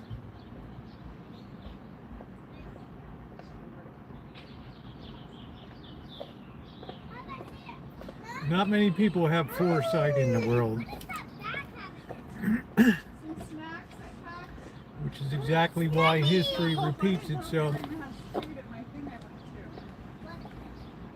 just went to that lunch I went to where, oh my gosh, Mary, everybody loved my dress. You did such a good job picking it out. Mary picked it out. 2 flower dress girls. Okay, we gotta hurry though. We need to get up there to the train. She is.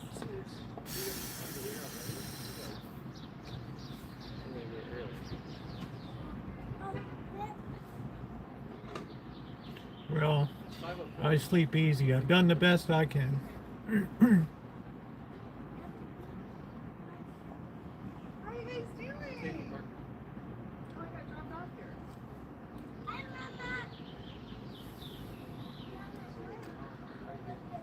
about you?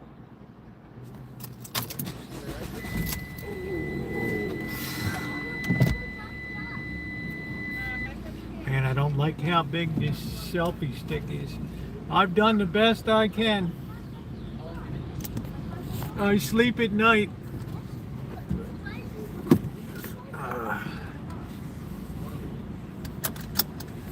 Oh, I don't know why my broker, my advisor, never let me know about this stuff.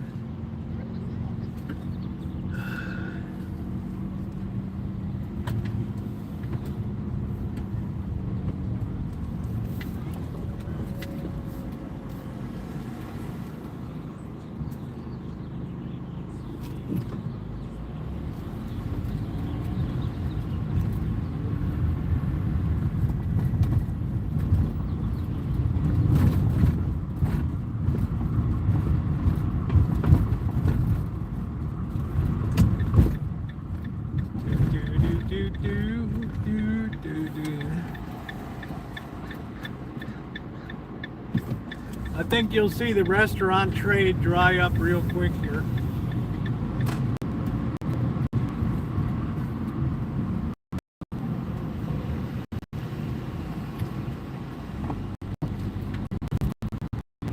I think $7 a barrel will probably do the trick. $7 a gallon. Especially in California because it's super expensive fuel here.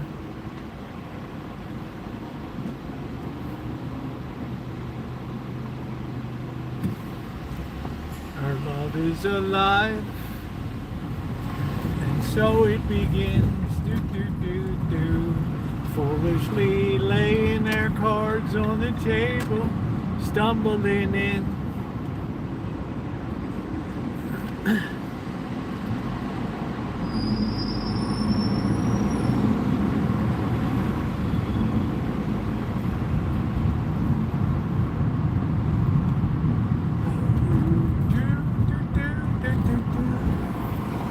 Whatever it takes.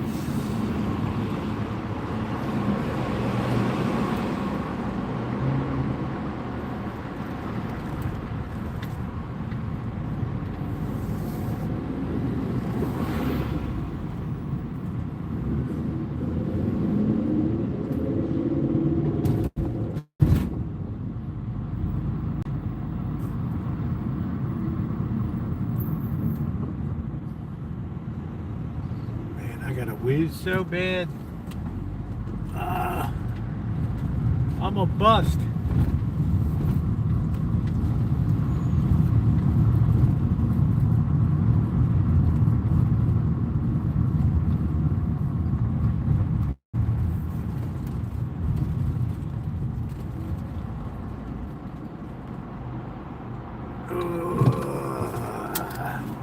Woo!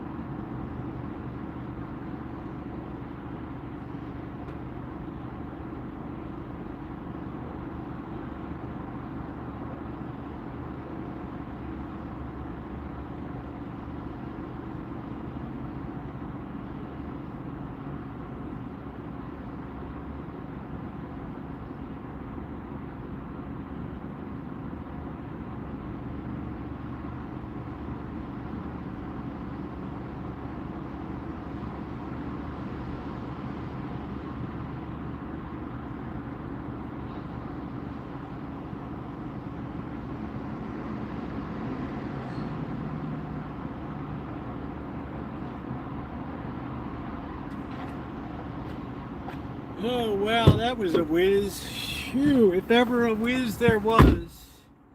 If ever a whiz there was. Crab dinner, baby. I wish I had a crab dinner. They must like I. That's what I'm saying, gambler. The people in this county never saw a tax they didn't like. It's the damnedest thing I've ever seen in my life. Now we'll see how that all flies. When gassy grandma's portfolio shot to shit.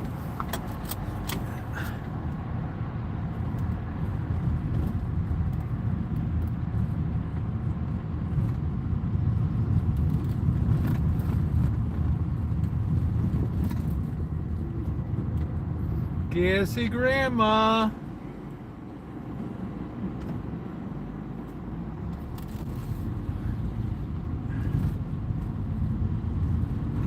I had to give him the old goat head, man.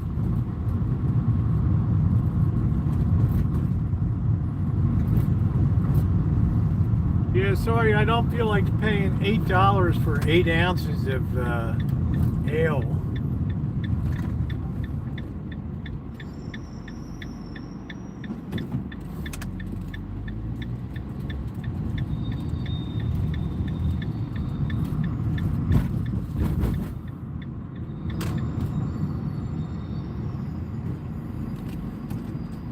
This is like America's saddest bus terminal down here.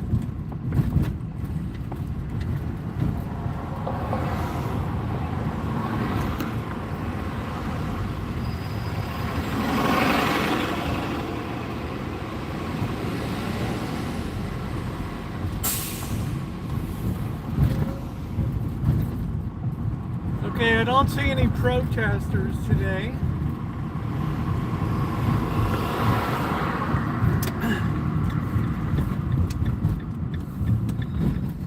It's a beautiful day to be downtown. Let's see if I can find somebody else to yell at me today.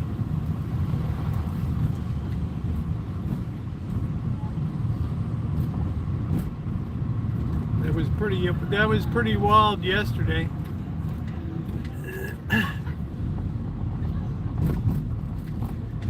Yeah, let's do a little walking around. I see my parking spot is open.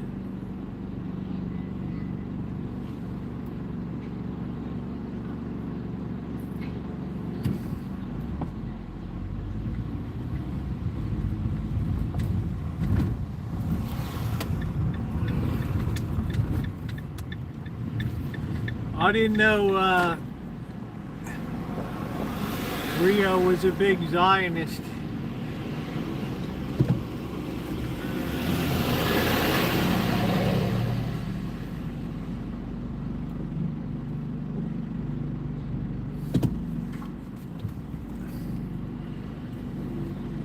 Oh yeah. I got some sun today. All right, let me have a drink of water.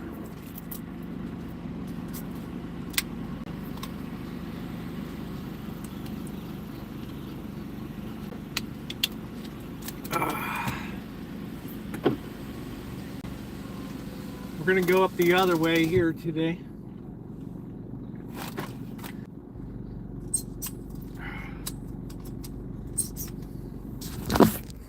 Our love is alive.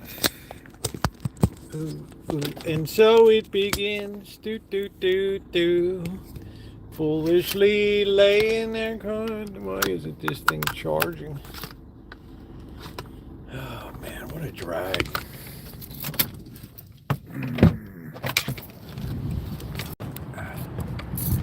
We're gonna go out this way today. Oh, look at that 300, man. What a thing of beauty. Gangster lean right there.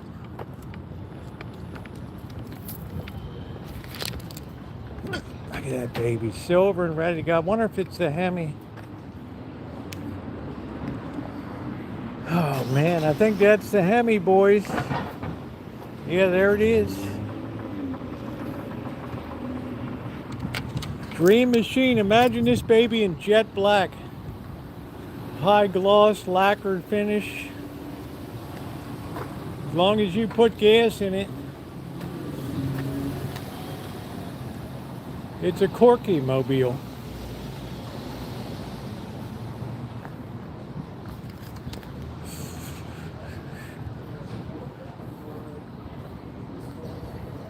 Stores are still open.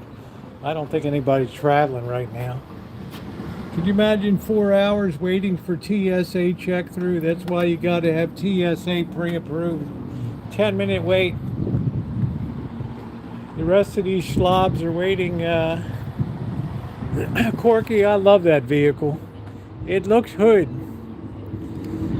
It looks very mean and very thuggish.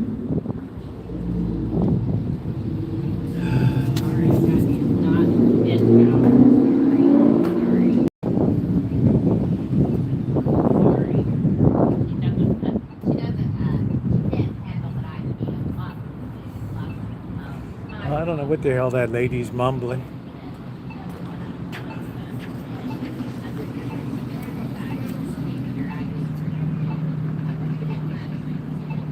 It's really a shame when an older person gets ripped up on meth. Oh, brother.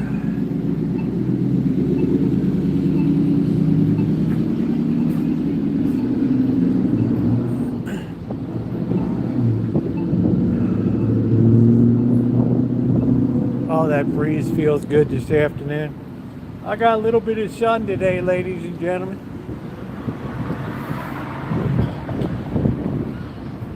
Oh, let's have a smoke. Do, do, do, do. Do, do, do, do.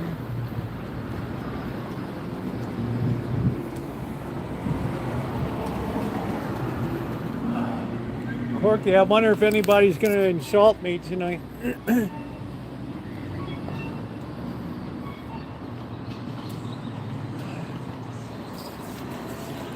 All you have here is just hair salons now. That's it. Hey Carol, that's my dream car in jet black.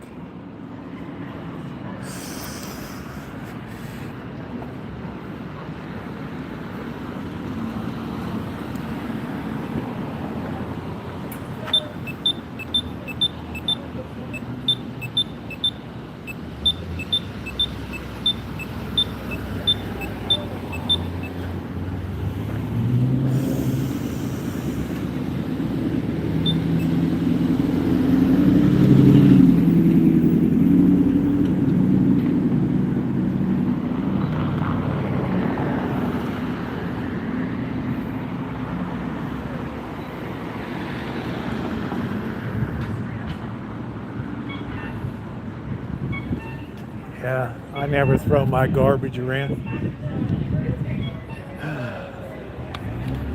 I'm a pretty neat person. I'm trying to get better over time, Corky. Amanda Hug and Kiss has been training me up. Boy, there's hardly anybody at the Puerto Rican place tonight. That's a rarity. Oh, Sanctuary.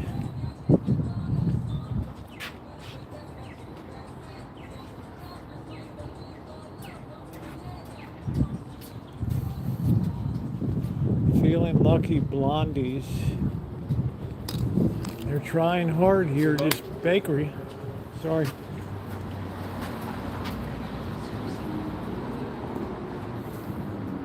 Yeah, reward direction, not perfection, as we used to say in special ed.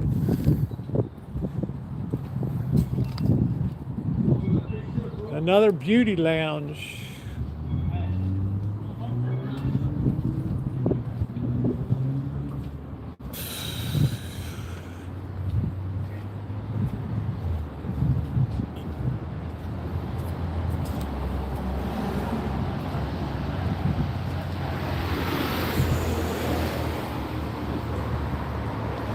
Felix living at its finest. Look at this.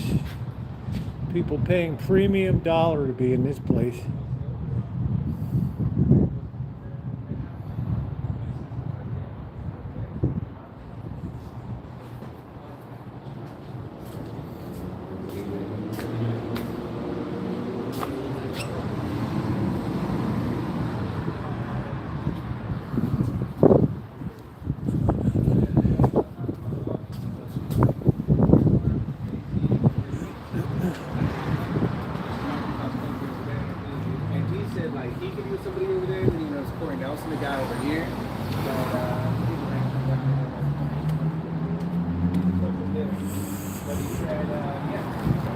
I'm sure the Chinese buffet will be the last thing standing on this street. They'll be last to go. They opened in 2000.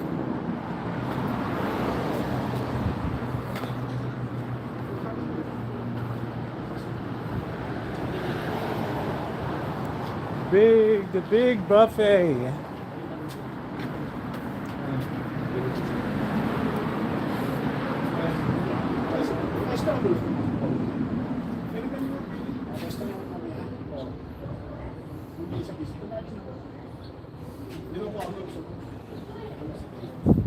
They're waiting to get in there and chow down, man.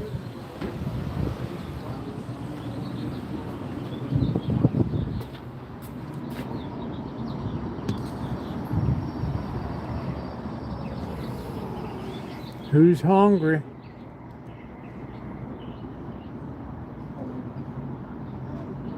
Who's hungry?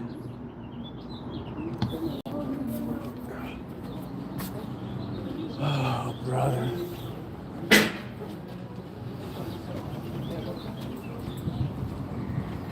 There's the cooperage.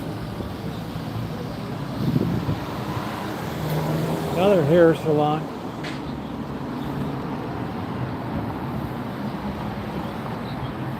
I guess I have some sausages I gotta cook up.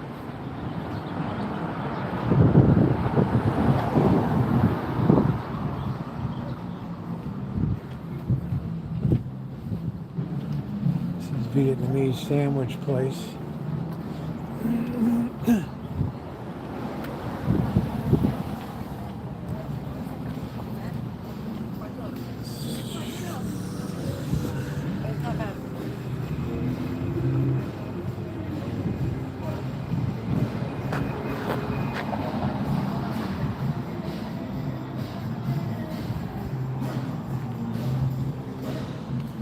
There's that insanely expensive bike shop over there.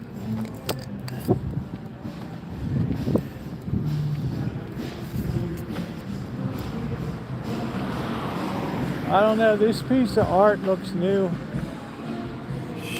Jeez. How long till that gets torn down?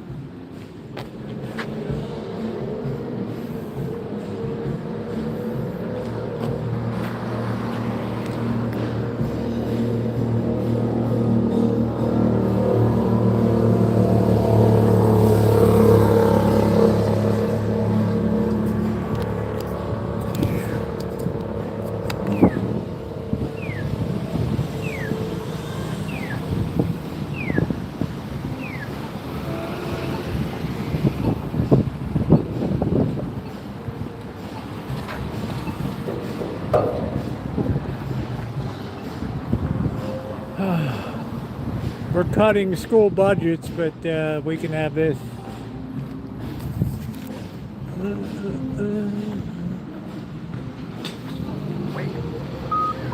Walk sign is on to cross 7th Street. Walk sign is on.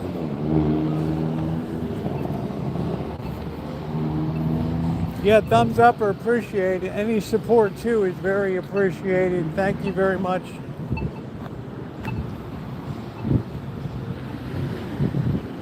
Anybody want a $1,200 bike?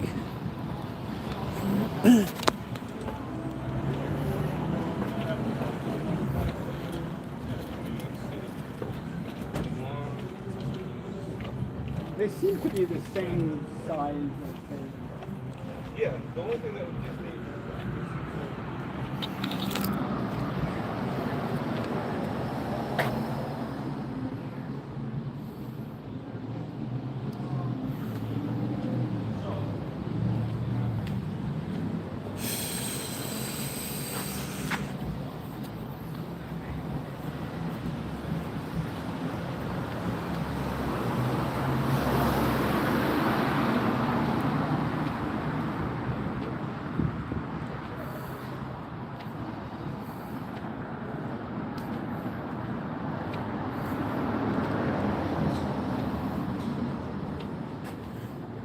Crow pops in and out. He'll be around.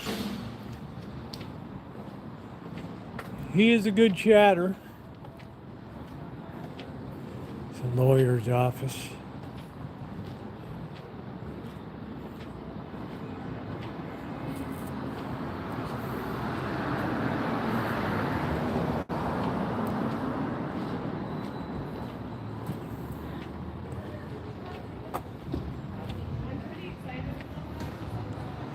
Pilates workout crew there.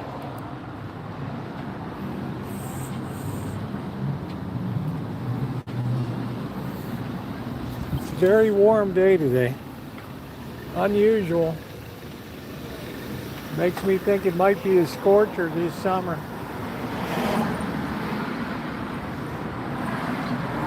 Vegas will be burning energy like a mofo down there with the AC.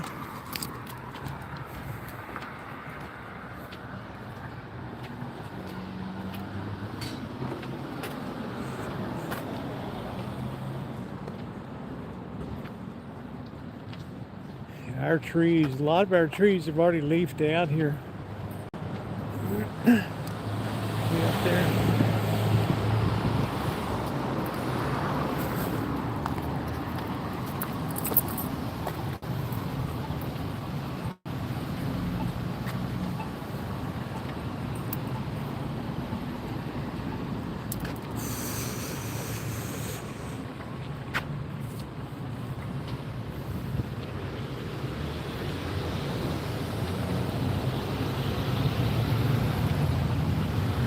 What a beautiful day for poking around.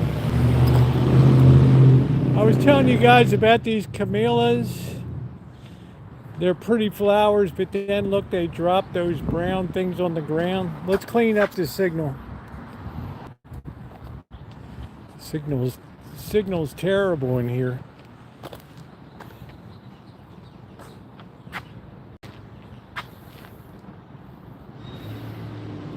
Those camellias they just get very dirty, the ground.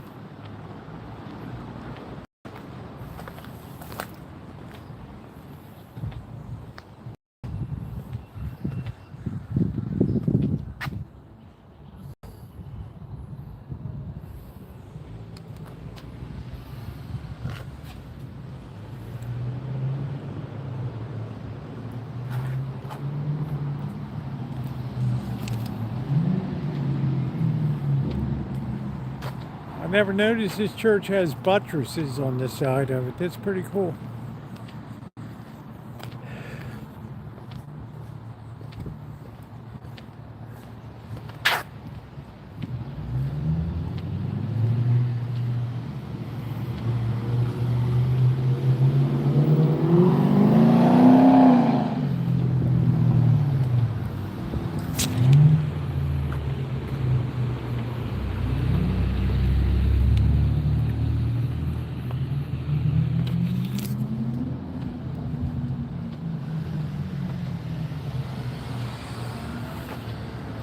Yeah, we have Italian Cypress around.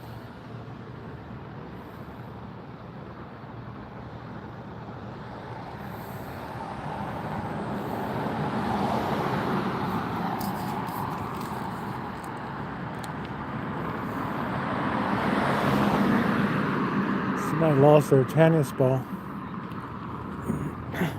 Signals fair.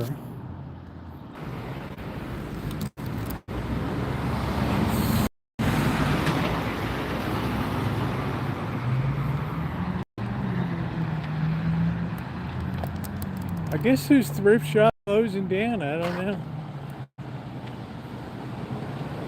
They used to have a sign out here.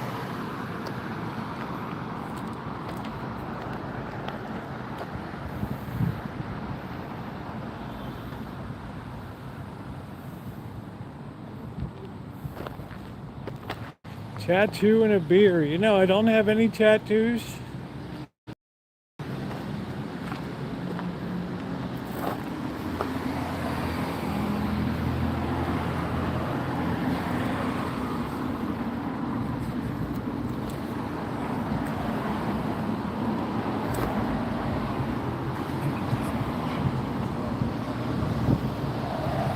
I almost count as homeless. That's nice.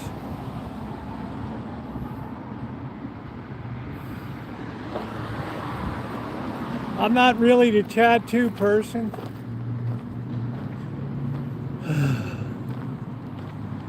That's a beautiful Victorian right there. That, ladies and gentlemen, is a beautiful Victorian.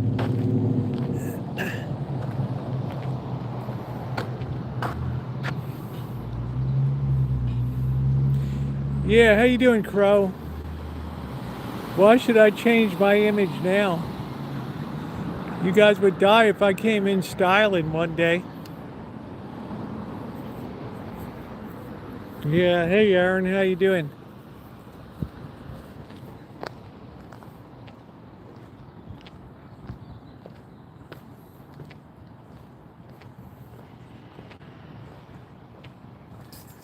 Isn't that beautiful the way they painted that?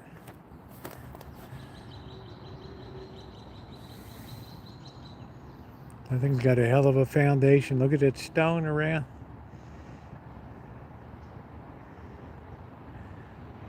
That's real Santa Rosa right there.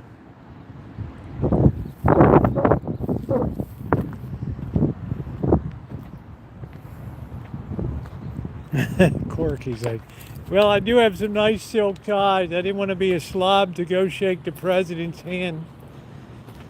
He never forgets his CIA operatives. That's the way to do it. Get that scaffolding set up. Always dealing with rot. How you doing, Bunny?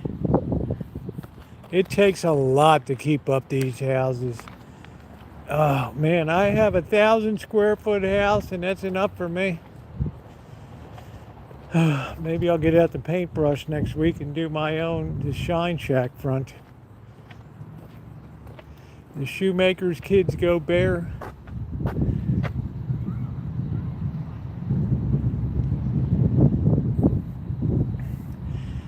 XM Vibes, I'm very glad, I'm very happy about my investments right now. I'm doing quite well. The Hub's disability law. Nice to see you, Bunny. Hey, hold on, I got something on my shoe.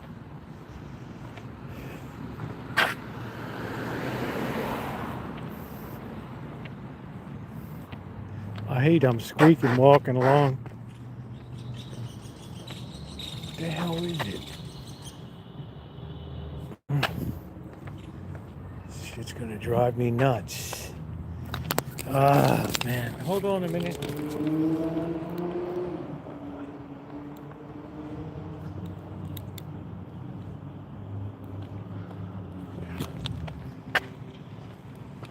Yeah, I don't know why I'm squeaking. Who in the hell knows?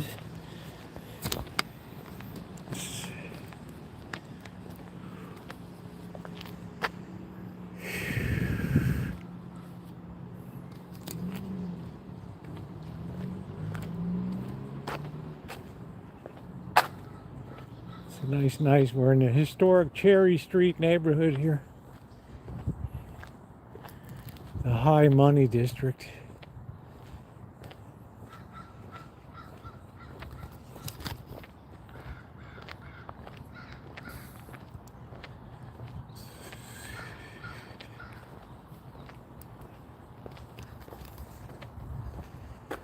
Well, it's kind of a fair trade-off. 30 to 50 of their planes for one of ours. Look at this massive place. Yeah. Didn't even need a metal detector. Nice, Crow. That's worth a few quid.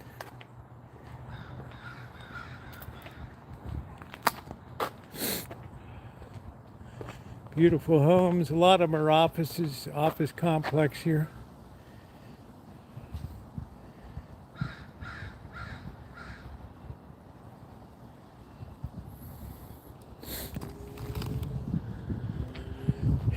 They need a lot of work, Aaron. This house here is absolutely massive, this one. It's like broken into like 5, 6 apartments.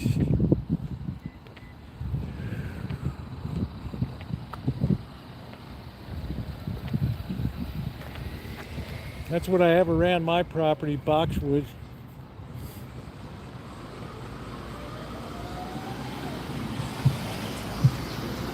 Going to be a good year for stone fruit.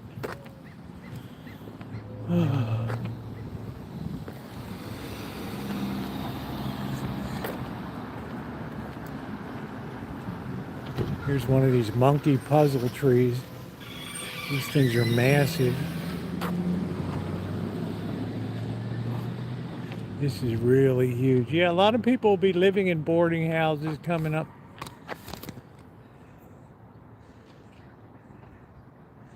You'll live in a boarding house and you'll like it.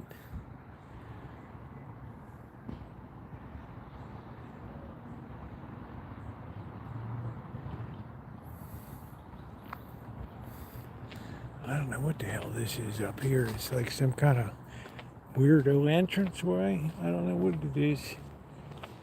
Guy's got his grill out there. Not sure. Redwood looks like crap after a while.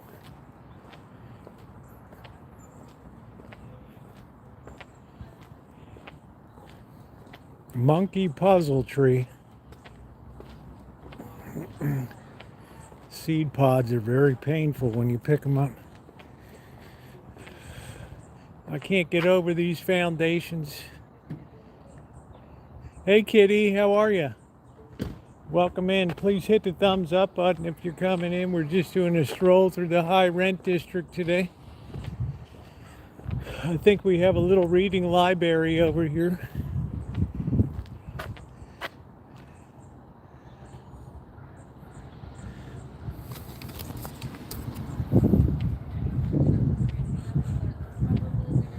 I don't know what the hell is this, a teepee over here? Is that holding up the damn tree? I don't know.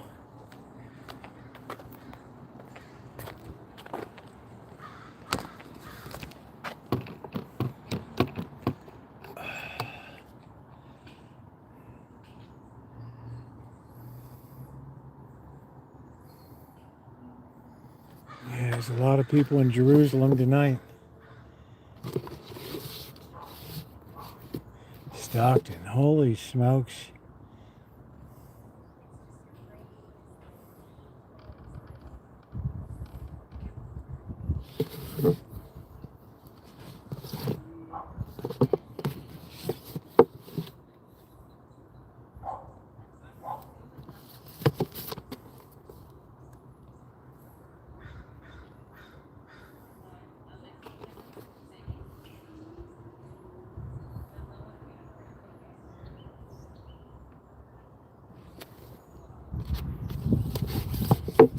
I'll say you beat the hell out of a kid. All right.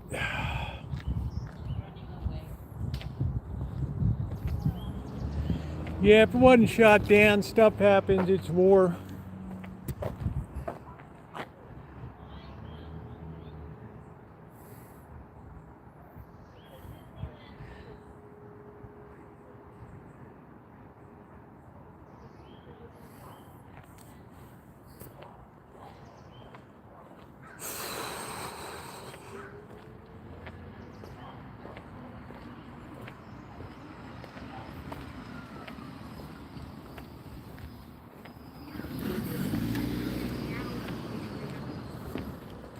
Living Roots Church.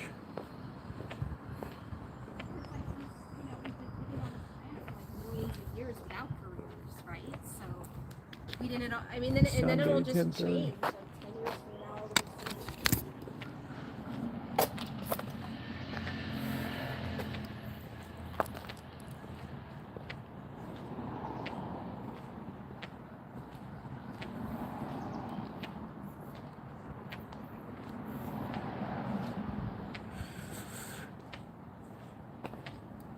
Man, I don't like to hear my shoes squeaking.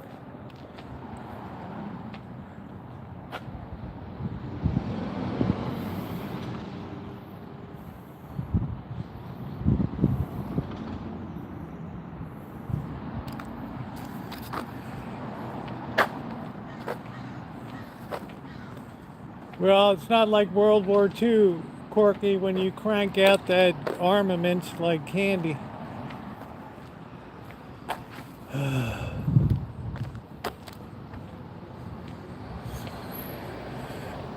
I think I metal detected over here. Yeah, thumbs up are appreciated.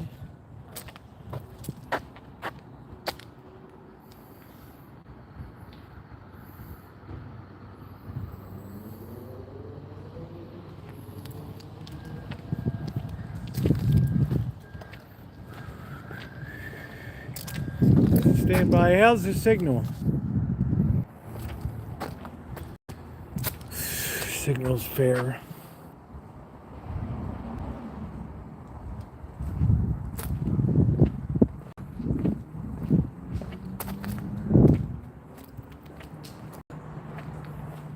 These people don't like people leering into their homes.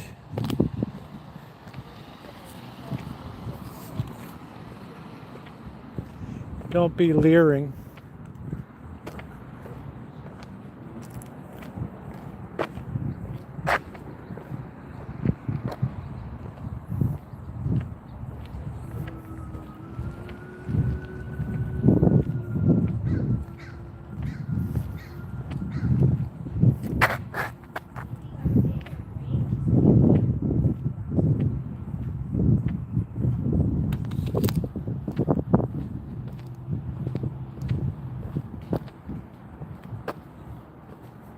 Damn squeaky shoe.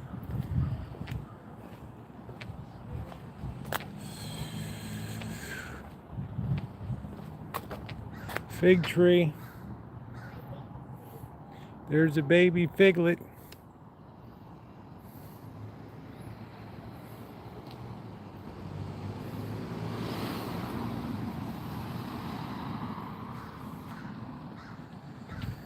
Oh boy.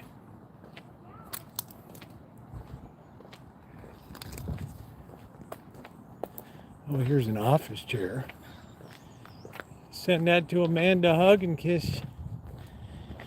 No, I'm wearing my good Nikes. I've had this phenomena before.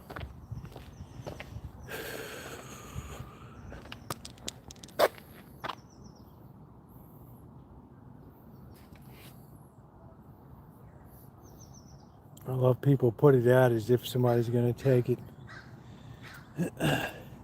Here's this place I walked into. This was where the Center for Spiritual Living began, right here in this blue building, where a bird goes over to sometimes on Sunday.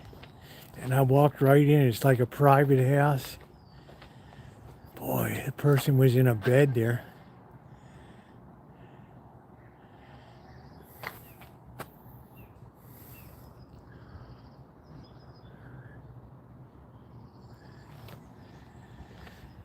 Yeah, you gotta pick your targets.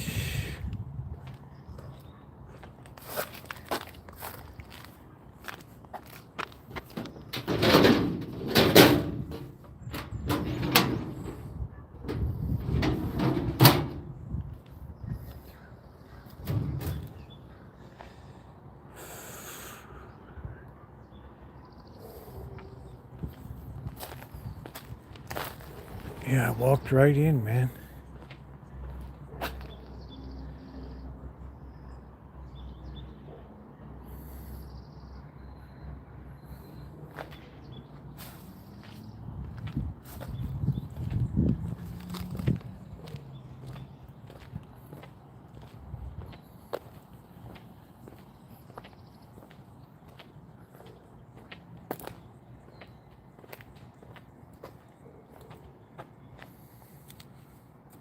It's quiet in here.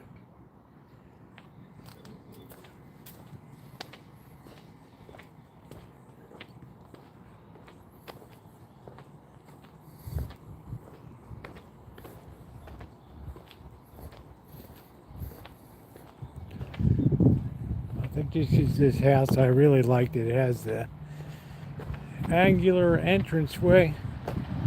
Yeah, here it is.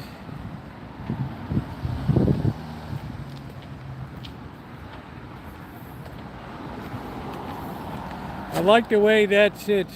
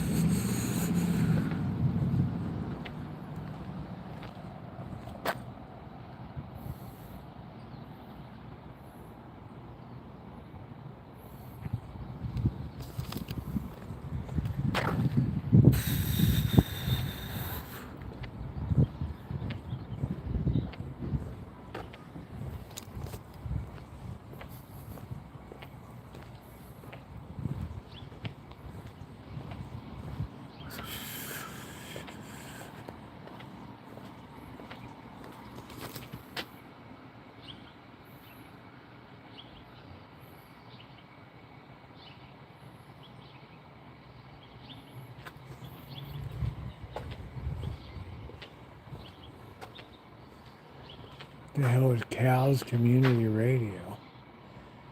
Never even heard of it.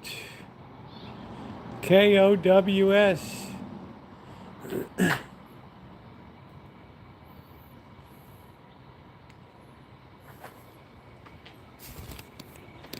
right, stand by.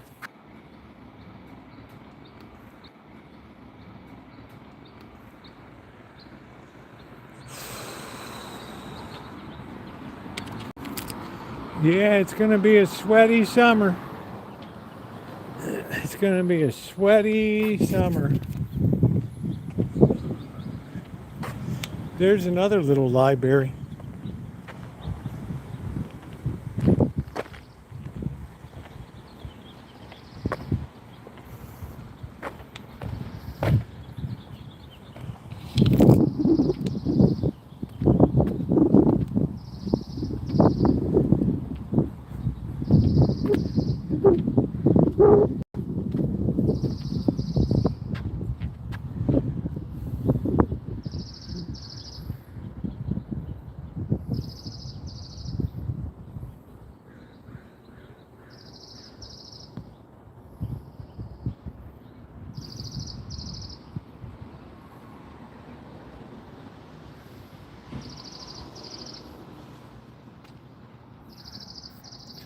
KORK Radio.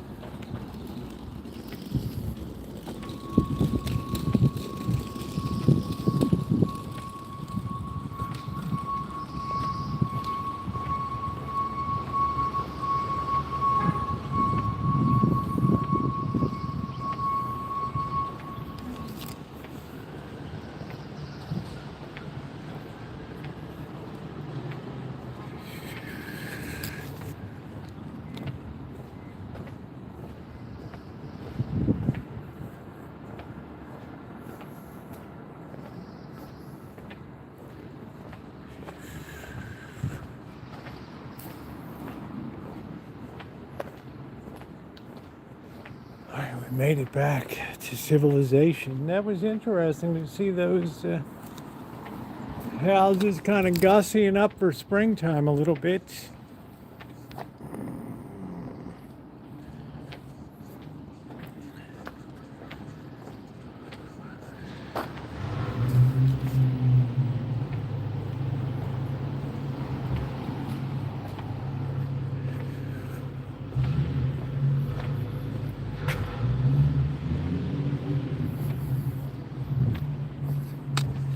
Yeah, squeak is going to be a killer.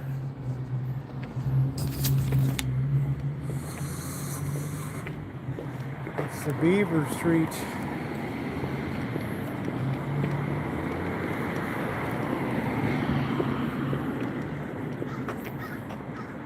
Kind of nice nobody yelled at me yet. That's what I'm saying, Corky. Nobody's going off on me yet. I always feel disappointed.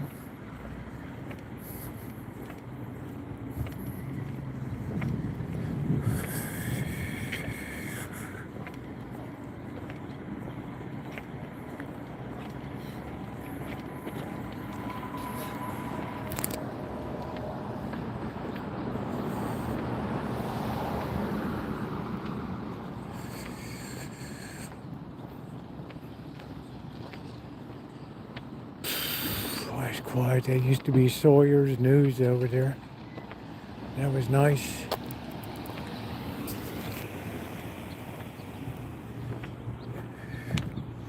Everybody wants to see the old Rosie scrambling.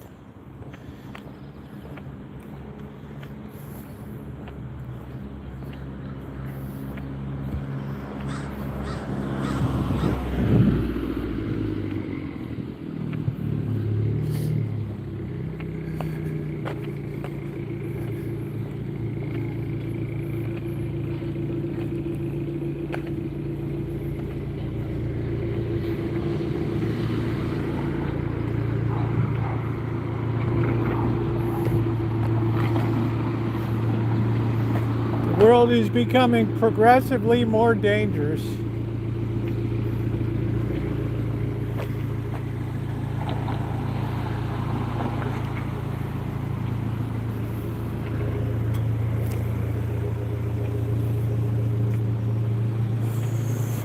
Well, that soup is delicious in the morning. That's my meal of the day. That is my meal of the day.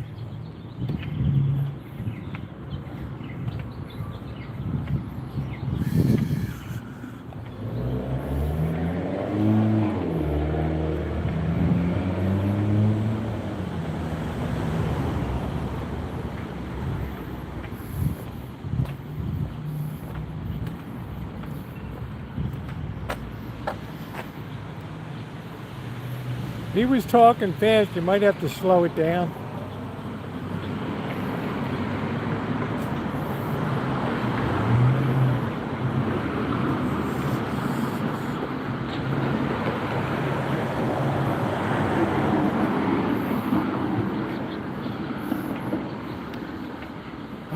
Well, if it's going to happen, this is where it's going to happen, boys.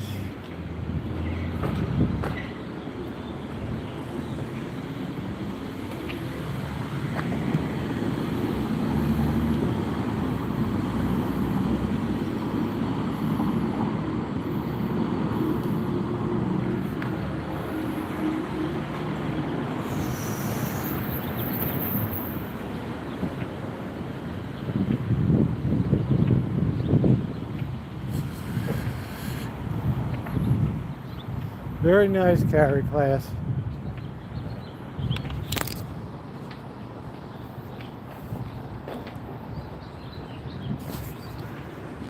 Very nice. Okay, everybody's out having a brew at Russian River.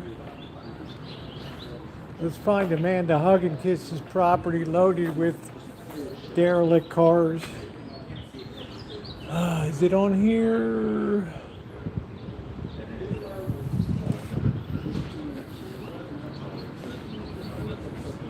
Oh, here it is.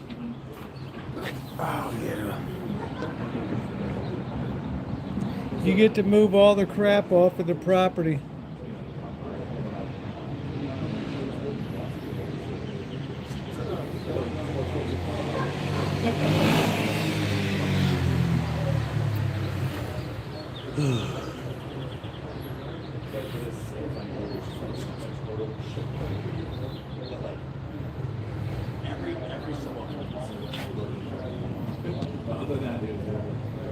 Tow off all the derelict cars.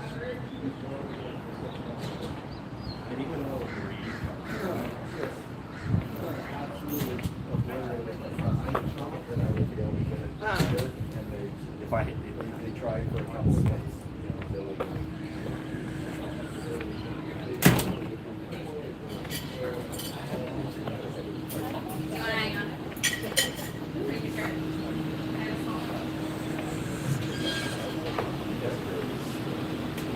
Yeah, nothing but the best. Only McDonald Avenue. You might as well live large. Looks like the Chinese place is pretty quiet tonight.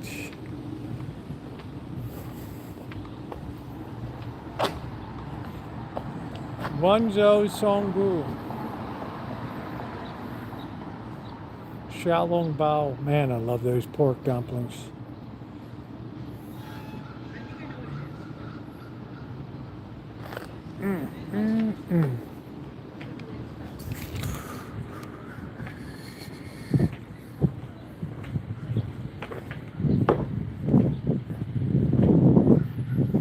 Oh boy. Be right back.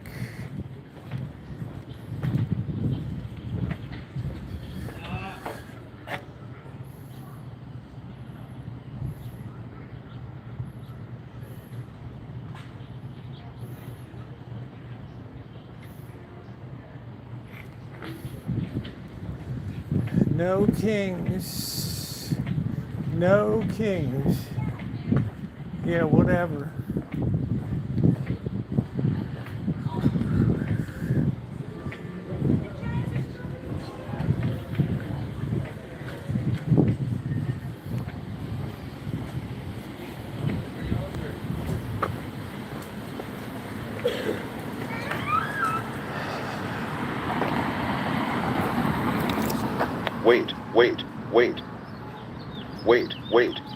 Wait to cross D Street at 4th Street.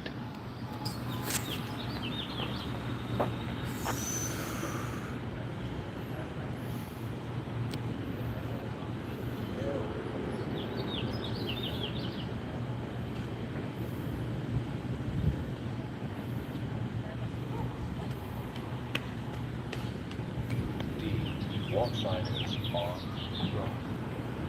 Walk sign is on to cross D Street at 4th. Walk sign is on.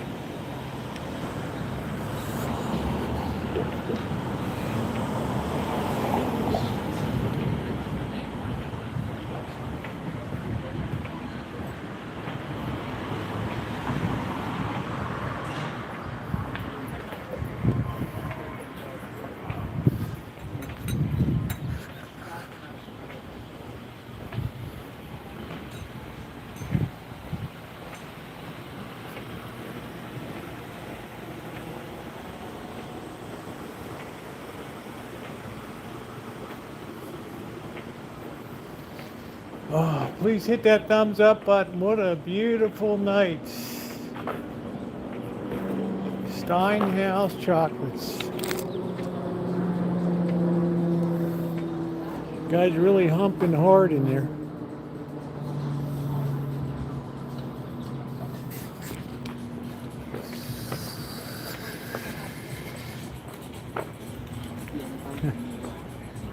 You need a bigger pepper shaker. It's about 4 feet long. Oh shit. Oh man.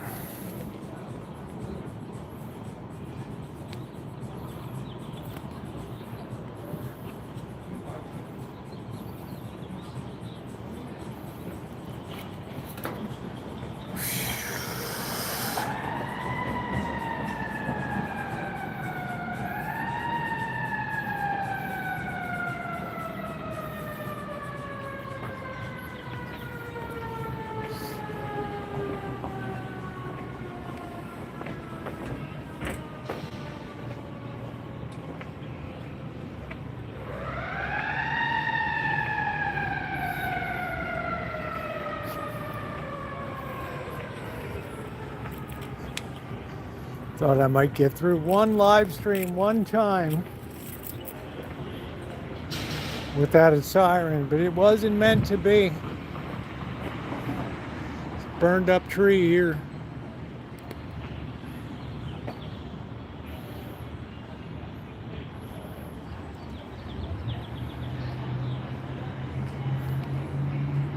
Man, I wonder how much that costs.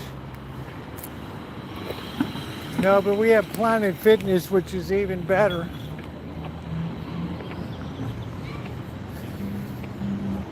It's a lot cheaper too. That is kind of like it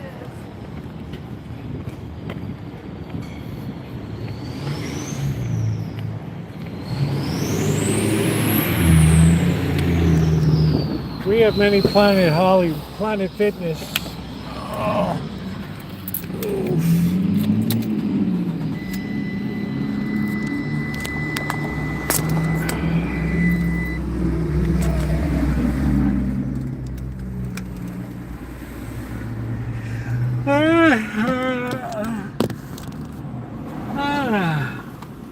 Weird art they stuck around here. Hard to believe people still smoke.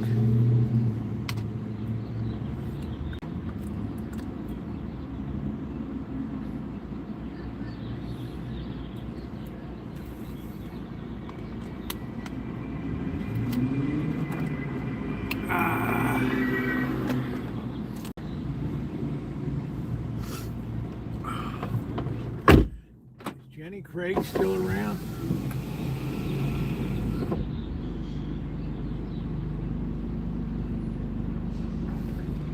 Everybody's on GLP now. Since we can no longer push away from the table.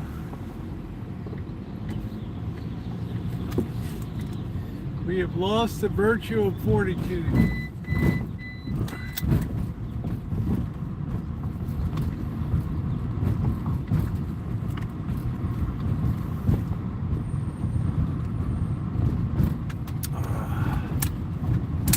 Let's go up and see if cabins work.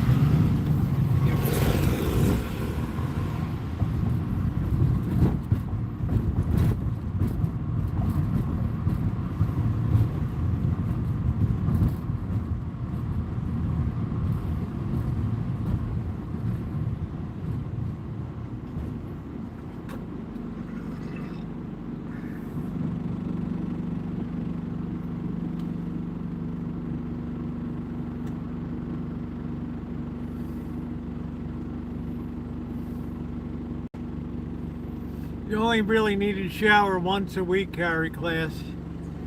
It's more economical.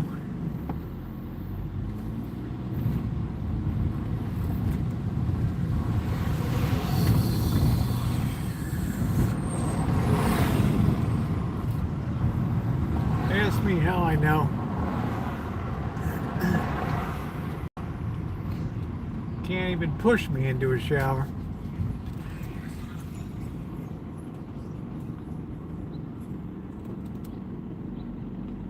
Yeah, no Twix in the pool.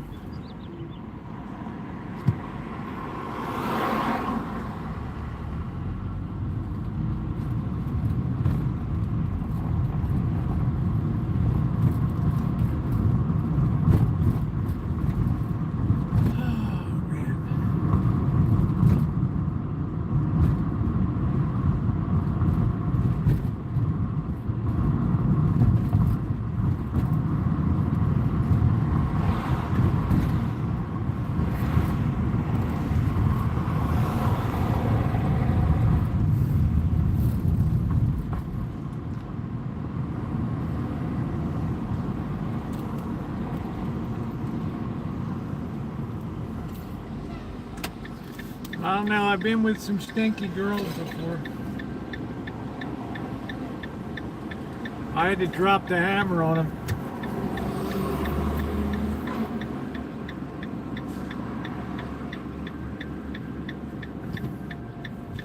The name sounds familiar.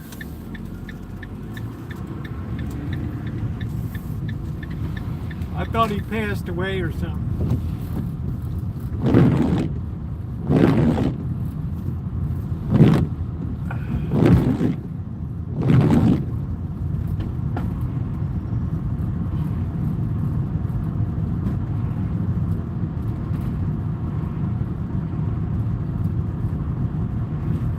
nice Chinook.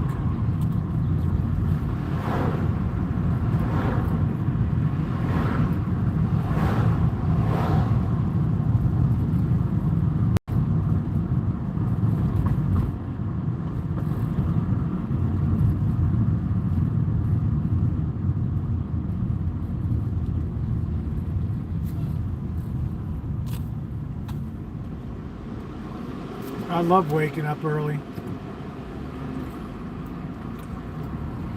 I've been stirring about 5:30.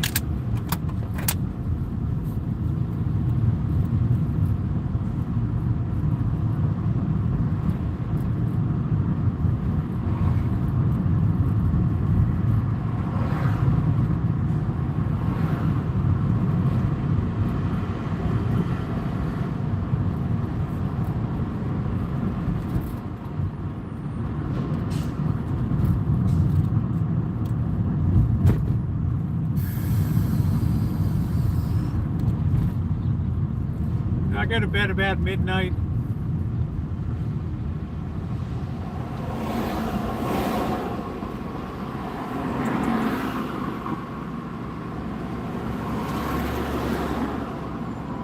We're going back to the Rancho. How you doing, Nino?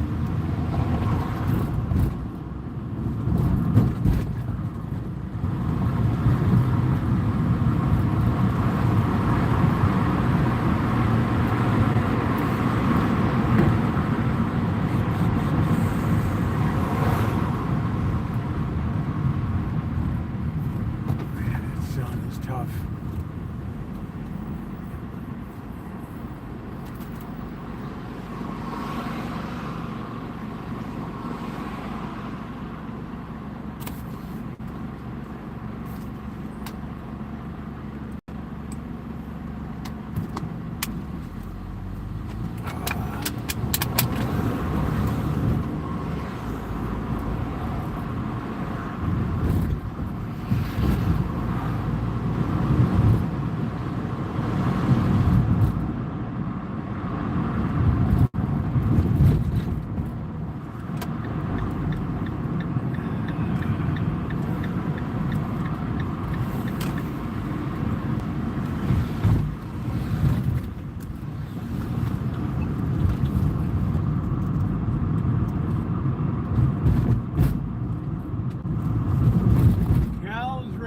Whatever the hell that is. Let's see here.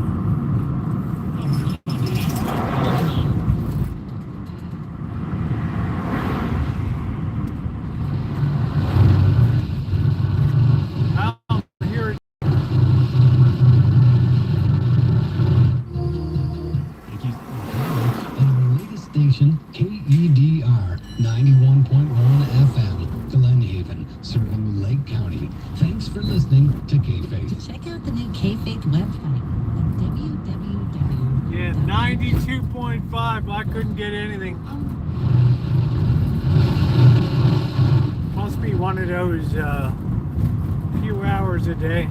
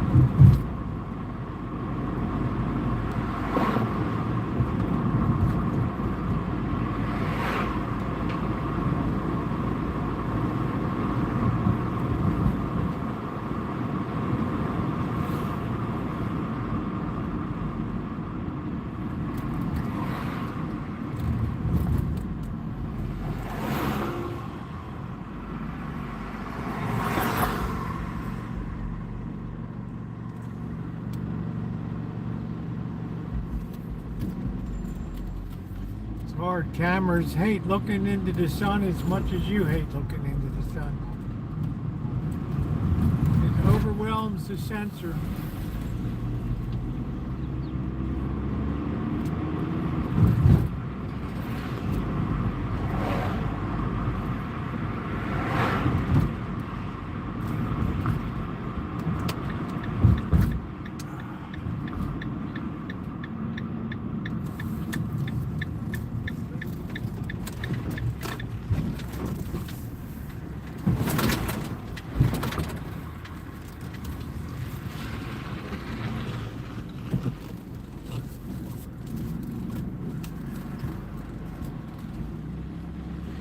driving west is brutal.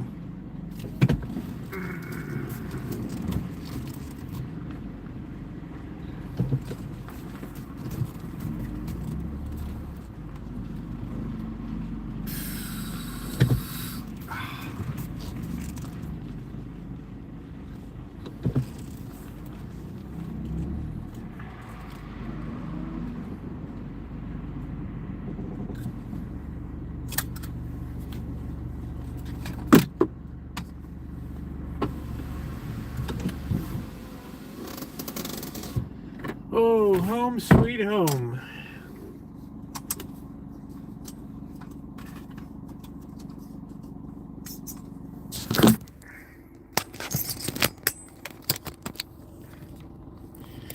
I've done so much work here, Corky. I got one more day tomorrow.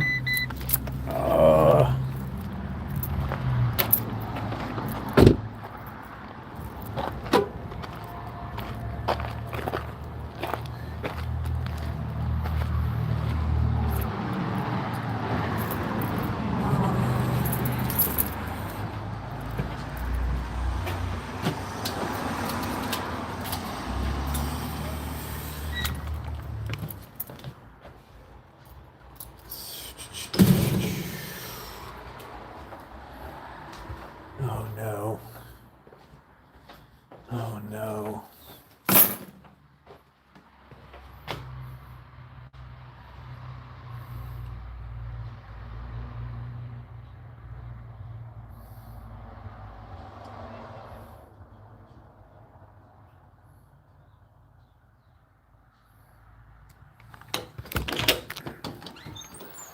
Out you pixies. Oh boy.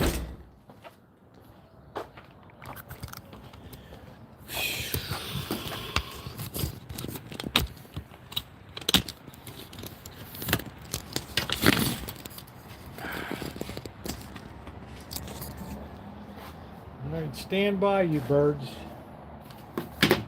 Be a couple minutes.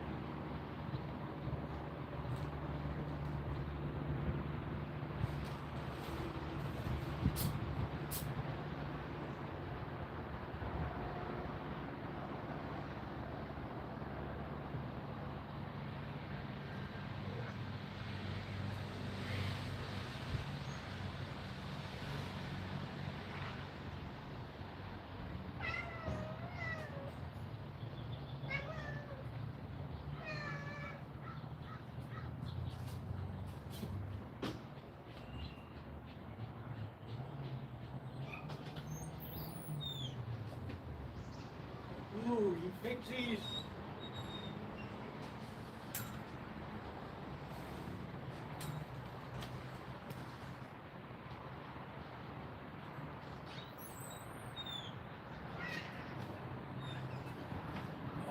I'm not crazy about the whitefish.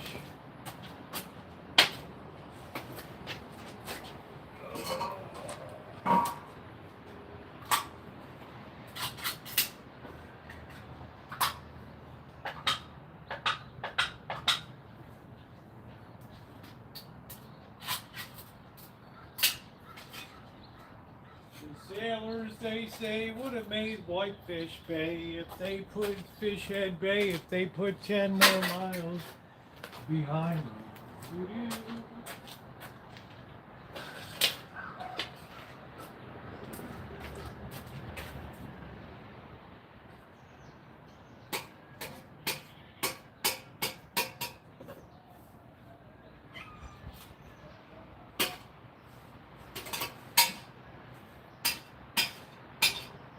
Yum, yum. Fish head stew.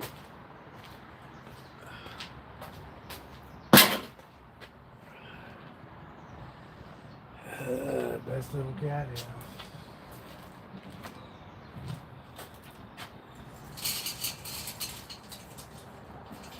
Corky, you slob. I renamed the cat Corky. Tiger was getting a complex.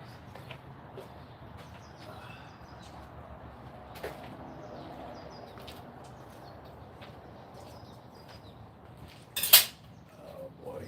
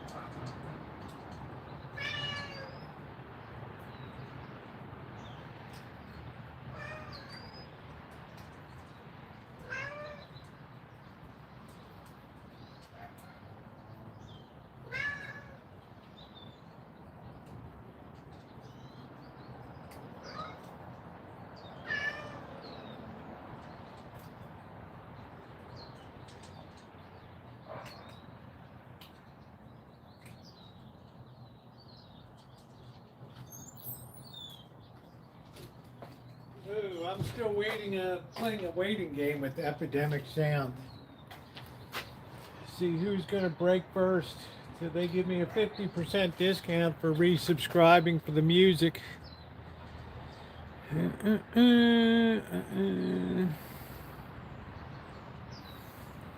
Corky. We had to rename Tiger. They said Tiger was taking too much abuse. There was no escaping the elephant in the room. The U.S.-Israeli war on Iran. Oh, After two jeez. generals, one, the Supreme Allied Commander in Europe, testified on readiness and the budget, came the questions and answer period.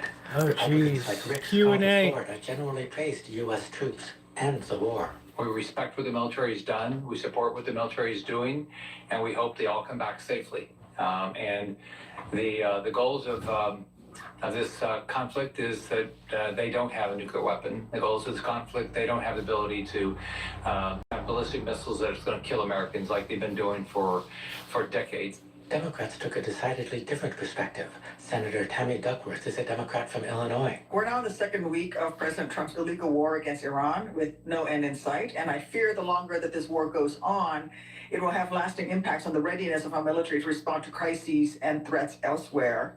Meanwhile, this administration is hiding its incompetence behind the valor of our military men and women, as if questioning why we're at war is equal to questioning the valor of our troops. We all know that that is not true. Democrats largely used their time to criticize the war, questioning its cost, its goals, and its legality. Democrat Missy Hirono of Hawaii noted the Pentagon's estimate that the war cost $11 billion in the first week. She also talked about the strike on an elementary school. They eat so many times. 175 civilians, mostly children.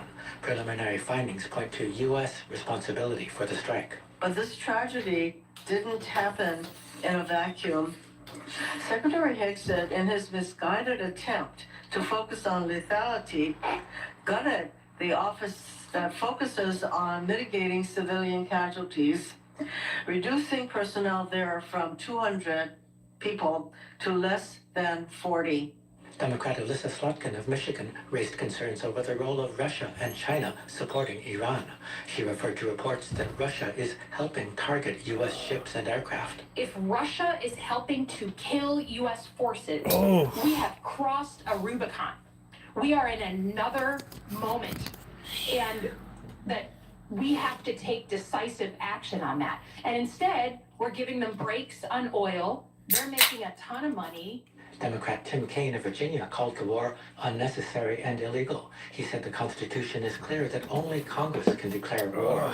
And he says the founders understood that war is the most kingly of all kingly oppressions. The president has escalated his use of military to carry out hostilities all over the globe without Congress, while threatening military action against many foreign nations. Buttercup baby made me now I have to baby Tiger. Who has grown very confident that Congress will not challenge his kingly behavior. Senator Angus King of Vermont, an independent who caucuses with Democrats, says there's a clear winner in this war, meaning Vladimir Putin and Russia. Estimates released a few hours ago are that Russia has reaped $6 billion of benefit from this war since it began just 2 weeks ago. That's about $400 million a day from the increase in oil prices and the easing of sanctions. Now I which baby is somewhat Tiger. puzzling to me.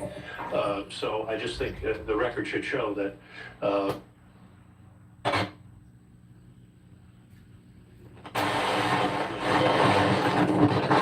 Continuing at a cost Senator Hirono estimates at, by now, close to $20 billion and rising. So we mourn the deaths of our brave soldiers, but as this war continues, there will be more civilian deaths. There will be This more guy, you cost just can't get rid of this guy. our, American families, and I remember everybody said he's dying of cancer. This war will end, even if there is really no articulated. No, he just looked pasty. That's all. Pacifica Radio News KPFA. I'm Christopher Martinez. Organizers are planning a protest against U.S. intervention Friday, tomorrow, on Quds Day in San Francisco, Embarcadero Plaza, 3 o'clock. Consumer advocates say the war on Iran does not justify California's high gas prices, which are among the highest in the nation. The group Consumer Watchdog says state regulators can take action a lot of money, bring guys. prices down, and is calling on the California Energy Commission to implement post-COVID pandemic era price gouging regulations that state lawmakers passed. Price gouging. Newsom signed into law in 2022 when gas prices last spiked and oil companies made windfall profits. Lawmakers passed 2 bills that set in motion a set of regulations, including a cap on oil profits in the state, that have yet to be implemented. Jamie Cordes, we don't have any oil companies left. A public interest advocacy group. One is a price gouging penalty. We know that in the last 3 years, because of transparency. What do I think about what, MB? That California. Look at my morning vlog. Per gallon. On average, they made $1.01 per gallon in profits in 23. In 24, they made 70 cents per gallon in profits, and last year they made 75 cents per gallon. And this is like almost double what they make nationally in the rest of the country. And so we created this rule that there should be a limit. could be 80 cents, could be 90 cents, could be $1, to what the refiners have to pay a penalty and give the money back. And yet, the Energy Commission hasn't written that rule, and the governor last year backed off and says, I want to freeze that rule for 5 years, which is just insanity. He was afraid the refiners were going to leave the state. They did. And he froze the rules. Then we have 2 other rules that haven't gone through rulemaking. One is to create minimum inventories, so that when a refinery goes down, there's enough inventories to backfill. Another, maybe they'll keep Valero open. Supply. In other words, if the refinery is going down, they have to have a plan to bring the refined supply in via marine imports. And neither of those 2 rules have been written, and everybody's saying we want those rules, and every time the Energy Commission shows up at a hearing, they say it'll be 6 months, and we've been hearing they that vampire for 2.5 ball. years. So these rules are not written. Everyone agrees we need them, and they've just completely fallen down on the job. Well, at that time, it's going to look pretty silly dancing in the ballroom. It's going to look almost like a Marie Antoinette and drillers profiteer. moment. They can charge a lot more for their products, which are scarce. People like and Amanda all Huggins will be at the it doesn't gate. cost them much more to make the gasoline. Why haven't these rules been implemented? Well, the governor Off with put the his brakes head on the Energy Commission last year, regulating more stringently, largely because we had 2 refiners leave the state, and the refiners said, we're going to leave the state if you keep coming down on us. But we're in a place now where the refiners are really happy because we have too few refineries. They can keep us in short supply and charge more for it. We have Well, a whose fault $2 is gap that? right now between U.S. and California gas prices. That is not created by the uptick in crude oil costs out of Iran. That's created by the fact that we have only 1 refinery operating in Northern California, and we don't have resupplies to fill them, and we don't have inventories to make up for Gee, I that wonder loss. why. And that's the way the refiners like it, because they make big profits on that money. We should be paying 70 to 80 cents more than national gas prices because of our taxes and environmental costs. Everything else, pure profit for companies. It's usually about $1.10 more. But now That's we're good, at Ron. $2 more in the Bay Area. And the governor has only himself to blame because he I asked laughed the my Energy ass Commission to off the slow down original on the Jackass price gouging where the penalty. guy was in And the Energy Commission, I think, they took put that him to in slow like down on all the gorilla rules. So suit on top of even the though they say outhouse like he they're was gonna a do scene out of inventory King rule and a Kong. resupply rule, they haven't begun the rulemaking. They're just sitting on their hands. And they knocked And the now it's outhouse the biggest over. wake-up call we could possibly have imagined.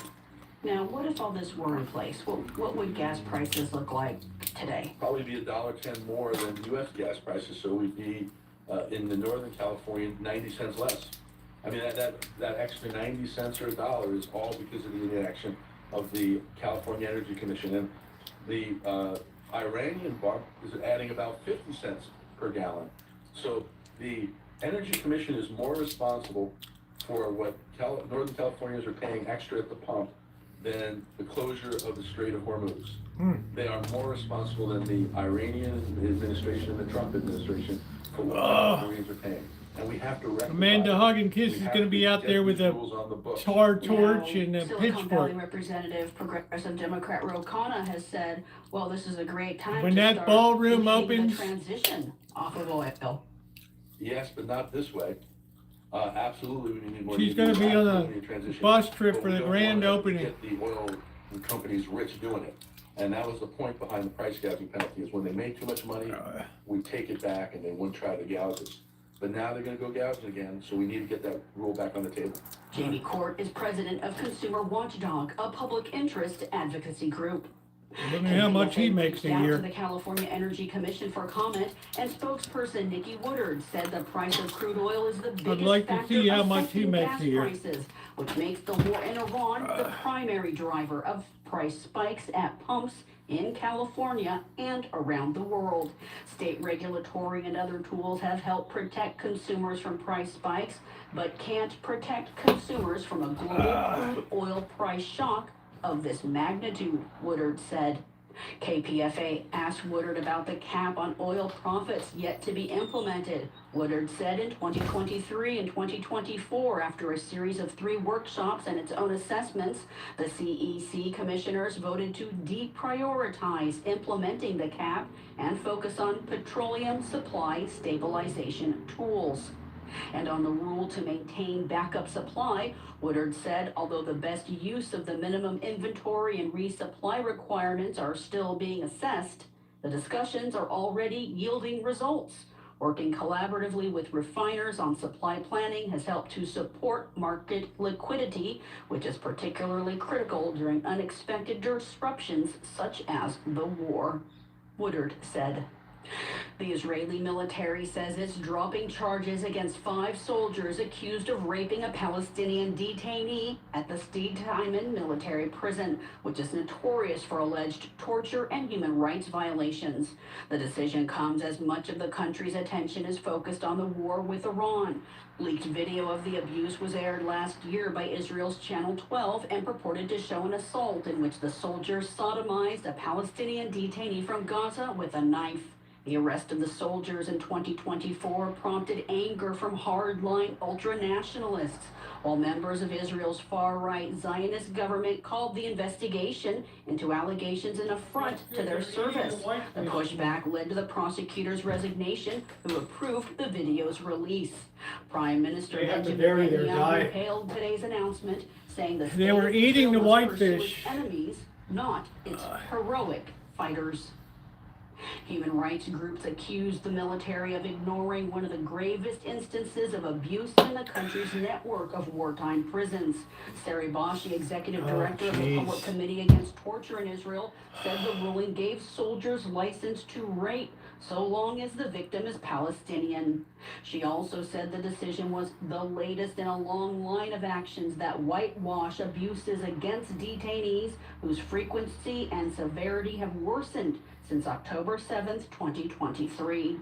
In its decision dismissing the case, the military's top legal officer said the charges against the soldiers were... All right, guys, on that note, I am out tonight. Your thumbs up are appreciated. We have a nice walk and nice chooch tonight. Thank you very much, my moderators, Ronnie, Seattle Judy, who didn't see Shimei tonight. Thank you so much for being here tonight, guys. More work videos coming tomorrow. Thanks, everybody. Killed 4 civilians today as drone